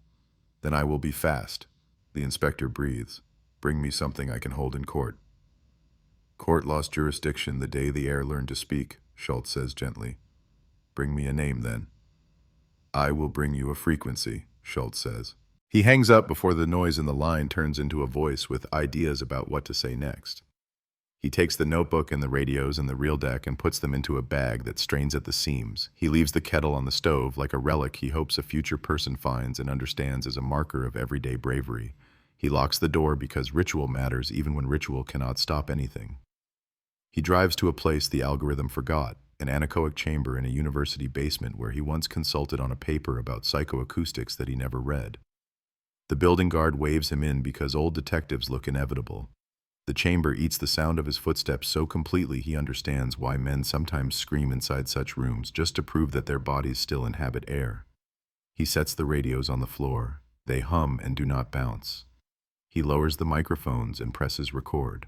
The meters barely move, then find a pulse that was invisible when it had walls to lick and corners to hold to. Here, deprived of reflections, the signal shows its bones. It tries to run and cannot. He watches the meter dance in a pattern that is not random and not the avoidance behavior of smart interference. It is a breath. It is a name said without vowels, consonants stripped to timing. He winds the tape and marks with grease pencil where the crest peaks. He rewinds and flips and aligns and inverts. He builds an opposite not good enough to cancel everywhere, but clean enough to cancel at the source if he can stand on the source. He looks at his watch. The numbers arrange themselves into a sentence he cannot read fast enough. 2 hours until 2:17. He leaves the chamber shaking and grateful for the return of echoes, those tiny approvals from the world that prove you are not an idea. In the car, the city throws its shoulder against the windows, trying to get inside. He lets it. He drives to Spandau. The tower is smaller than the fear it built. The lock on the door has learned his key. Inside, the console has returned to life in a way that feels less like power and more like hunger. He finds the inject point behind a panel that was not designed to be found. Old screws, old dust, a red switch that looks like a joke until you imagine it flipped. He connects the deck, he threads the tape, he tests the phase invert, the needles dance, he waits. The radios on the desk do not wait, they climb. He can feel the tower vibrate before he can hear it. The metal finds resonance with something that is not wind. He speaks into the room because there is no one to hear him, and because saying it aloud makes it heavier. You wanted me back. I am here. Come and take it. The microphone on the console wakes like an eye. The voice arrives not through the speaker but from the air inside his chest, using him as a box. At last, she says, not accusation, relief. I built a mirror, he says, and his voice shakes because the old man is allowed to be afraid when he is alone in a tower with a city pressed to the windows. Stand in front of it with me. I taught you how, she says pleasantly. You broke the pattern to see the pattern. You recorded the room, not the radios. You inverted the pressure, not the pitch. That is how we come through. You are a murderer, he says, to remind both of them that bodies were the toll for this cleverness. We are a frequency, she says, to remind both of them that definitions are weapons and you choose the one you can lift. And the first girl? He asks. Volunteer. The word does not fit in the room. He knows a lie when it breathes, and this one breathes too easily. His hands hover over the transport. The tape rolls to leader. 30 seconds to 2:17. The console lights step up like a crowd leaning to see. Schultz closes his eyes. He thinks of the bakery smell in winter, of a phone that used to be a place to sit, of a mother who liked the hiss because it sounded like company, of a detective writing the same first line for 30 years because the ending would not arrive. He opens his eyes and throws the switch. The tape surges into the system like cold into lungs. The deck's capstan shudders under load as if dragging an animal. The inverted room roars into the room. The tower shakes, then steadies as if bracing. For one bright, impossible second, the hum vanishes. He hears the city stop. He hears his own blood make a sound he has never heard before because it has never had the stage. Then the signal changes shape, learns the countersong, fractures into a higher register that tries to slide between the coils. He pushes the gain till the meters peg. The deck complains. The tape edges curl on the guides. The microphones begin to feed on themselves. He leans into the console and speaks in a whisper because whispers travel differently. Let her go, he says. All of them. The answer does not come from the speaker. It comes from behind him, from the stairwell, from the metal, from the places where sound stores its coats before entering a room. A chorus of one saying one word twice. Later, never. He smiles because the paradox tells him what is true. This thing cannot leave. It can only spread. He pulls the reel brake, stops the machine, flips the tape, and slams play before doubt can remember his address. The counterwave slams the tower like weather. The light inside the console blooms and dies and blooms. The red LED on the old emergency injector flares once, goes black, returns dim, and then steadies. The building stops breathing. For a beat longer than it should be safe to call a beat, there is quiet. He hears the street below, lonely and small, a single car, a dog, a late tram. He takes that one clear window and throws himself through it. He disconnects the deck from the tower and clips a cable to himself, a crude tie from machine to man, a dare to a thing that believes it can inhabit any wire. He is the wire now. You want inside, he says. Then come. He speaks at the mic and hears the tremor in his voice as if it were someone else's. Take me and shut the door. The laugh touches his teeth from the inside. You were always the door, she says, and in the saying he believes her. The hum returns like weather rolling over hills, and he does the only violent thing he has left. He turns everything off. He kills the tower. He kills the breakers. He yanks the main. He lets the city collapse into its own night. The silence that follows is so pure he feels nauseous. He hears his breath as though it belongs to a stranger in the next room. He waits. Nothing answers. No whisper, no code, no 3 short, 1 long. He unclips the cable with hands that do not feel like hands. He opens the door and the stairwell air tastes cold and ungifted. On the street, the lights have returned. He did not black out Berlin. He merely took himself off the grid. The world did not notice. That feels like justice of a kind. He drives home with the deck beside him on the seat like a sleeping animal. In the apartment, the radios are quiet for the first time in days. He sets the deck on the table and rewinds the tape by hand, listening to the soft paper sound of oxide moving over metal, the whisper of 1,000 tiny stones dragged across a riverbed. He plays the last minute at half speed. He listens for a ghost he would forgive if it asked. A breath, a syllable, a laugh. Nothing. Only the mechanic grace of a machine doing its job. He sits in the chair by the window and watches the slice of city framed by glass and decides not to sleep because sleep is where doors are soft. He waits for 2:17 like a man waiting for a verdict, and when the second hand clicks into place, the apartment remains itself. He starts to cry in a way that makes no sound because the body has other uses for air. When he can breathe again, he opens the notebook. The sine waves have stopped multiplying. The last line on the last filled page ends at the margin and does not bleed. He writes under it with a pen that feels heavier than it did in other lives. The line is plain, and it does not try to be brave. The city remembers. The room does not answer. The radios remain asleep. He turns off the lamp, and the darkness comes in like a friend who will sit on the floor and not ask questions. In the near street, someone laughs. Not a recording, a human. He leans his head against the window and lets the cold find his forehead, an old trick to keep the world aligned. A car passes. The glass vibrates. No code rides the vibration. No voice climbs up the pane. He closes his eyes and hears only what a city hears when it is not telling itself a story. Water in pipes, heat moving, a neighbor with a cough, the space a word does not occupy. He will go to the inspector tomorrow, he decides. He will say the most tedious thing an old detective can say. I was wrong about parts of it, I was right about the rest. He will give him the tape and the diagram and the list of inject points, the company name that is not a company, the coordinates of an old warehouse where jars labeled with dates that were not dates still sit waiting to become a museum of what not to build. He will offer a method, not a miracle. He will teach a young man with sharp eyes how to throw noise at a noise that thinks it is a god. He will buy bread again. He will leave the kettle on and let it scream without harmonizing. He will call the mother and say nothing about transmissions and instead describe the weather in a way that makes it sound like a promise. He will sleep in a chair not because he is afraid of beds, but because chairs are what men sit in when they intend to stand again. The clock slides to 2:18. The radios stay quiet. He whispers thank you to a room that does not believe in gratitude. His voice comes back to him as only his voice, on time, intact. He does not know if he has won anything. He only knows that the city sounds like itself again, flawed and uncoordinated and therefore merciful. He breathes with it until morning. Morning arrives like a carefully poured silence, measured, steady, almost kind. Schultz wakes in the chair without the thud of panic, without the reflexive reach for radios he did not turn on. The apartment holds its shape. He tests the room like a diver surfacing inches at a time. Footsteps in the hall, pipes clicking, the faraway brakes of a bus that needs new pads. No code, no call. He stands slowly, feeling a stiffness earned the honest way, by age and bad sleep rather than electricity arguing with bone. The deck sits on the table with the tape slack, a loop of dull brown ribbon that looks too fragile to have held back a city. He threads it neatly, labels the box with handwriting that doesn't shake as much as it did yesterday, and places it into the bag with the notebook and the photocopied maps. The radios remain where he left them, unplugged, the cords curled like sleeping question marks. He turns one so its blind dial faces the wall. That small act makes the room feel sovereign again. Outside, the street has the casual choreography of a weekday. Kids shoulder backpacks and slide on ice they pretend not to see. A man in a bright jacket argues gently with a dog who wants a different route than the plan. The bakery opens as if it never closed. He goes there first because ritual rearranges fear into time you can live in. The bell rings. Yeast and coffee and heat fold over him like an answer to a question he forgot he asked. The baker's daughter recognizes him now the way cities learn to recognize their eccentrics.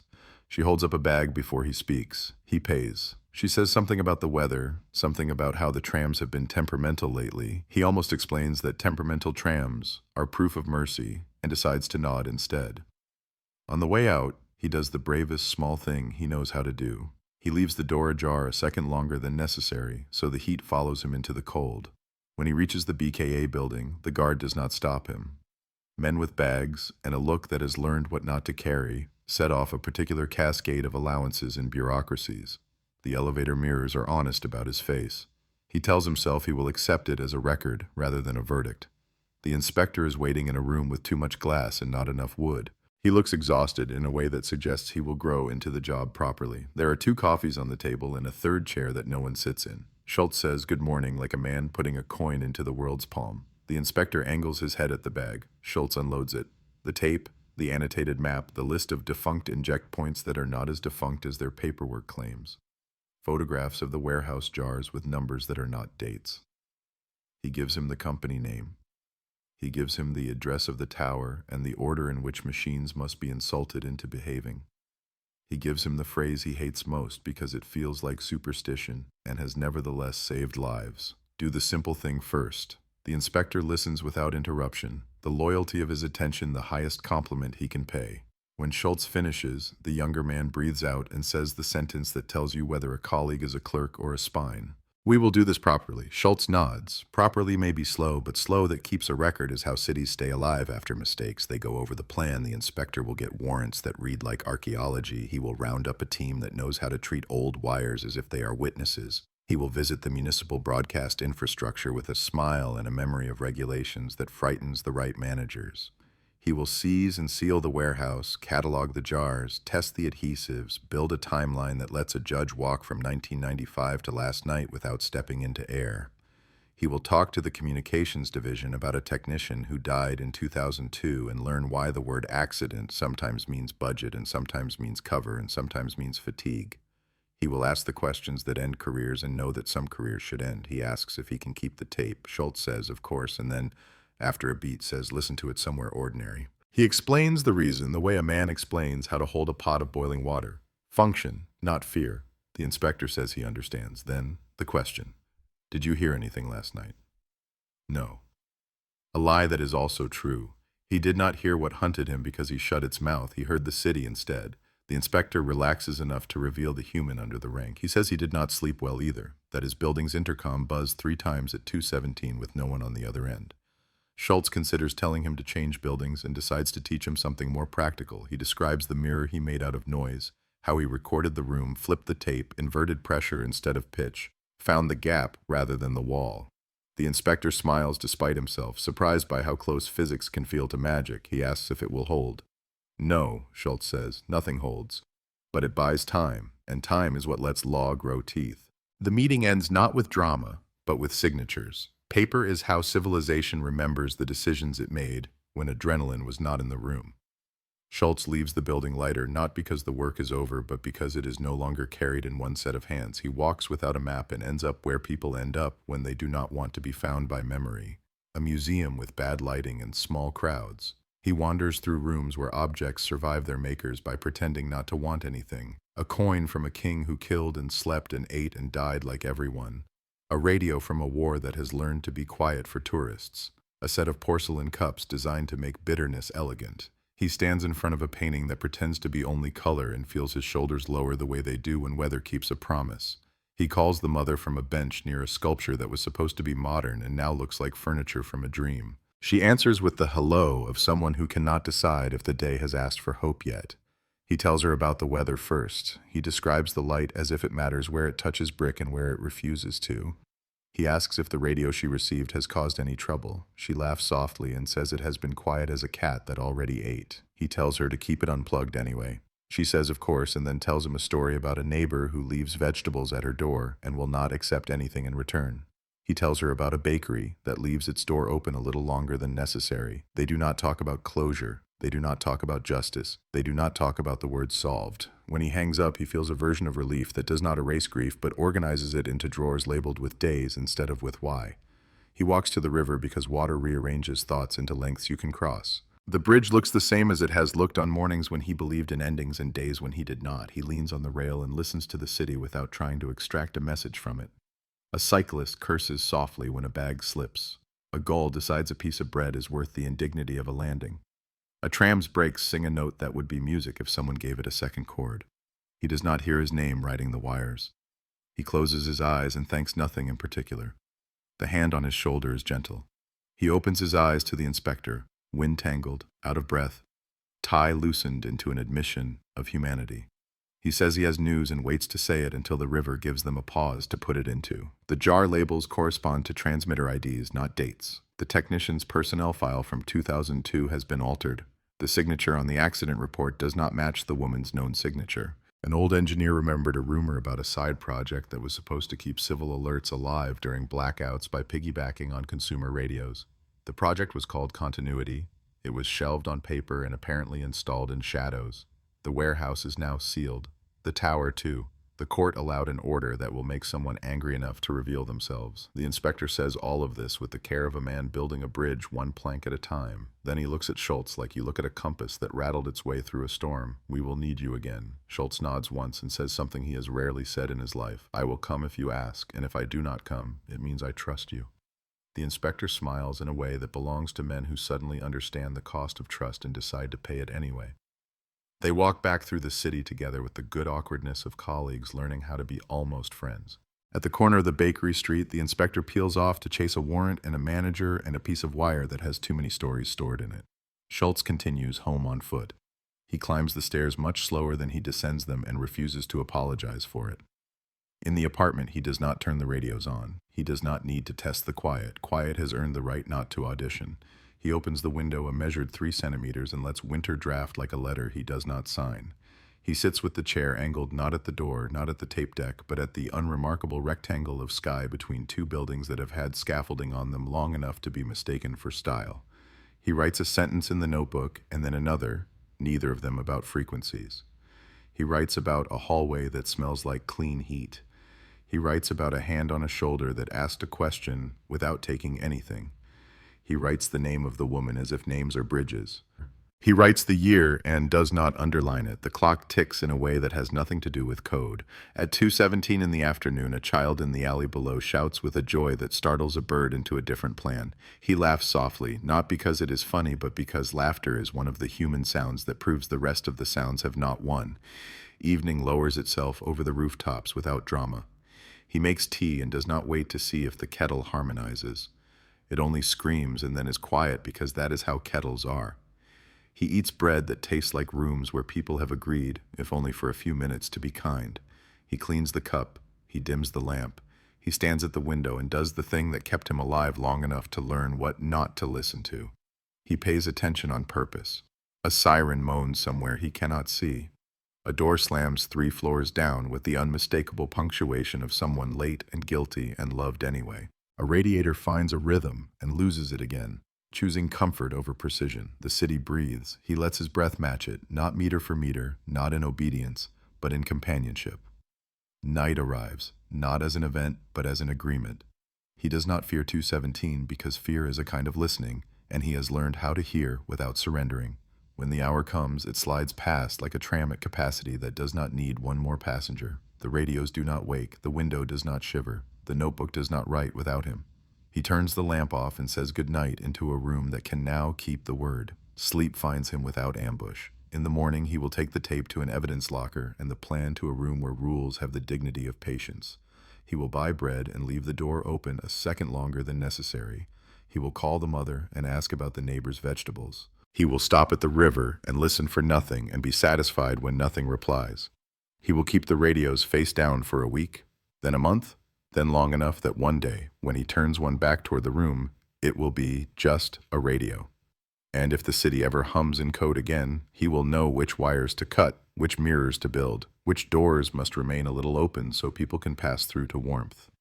Berlin remembers in layers. He has become one, not the headline, not the ghost, just the quiet paragraph after the newsprint has dried, where the city writes itself back into the ordinary and means it.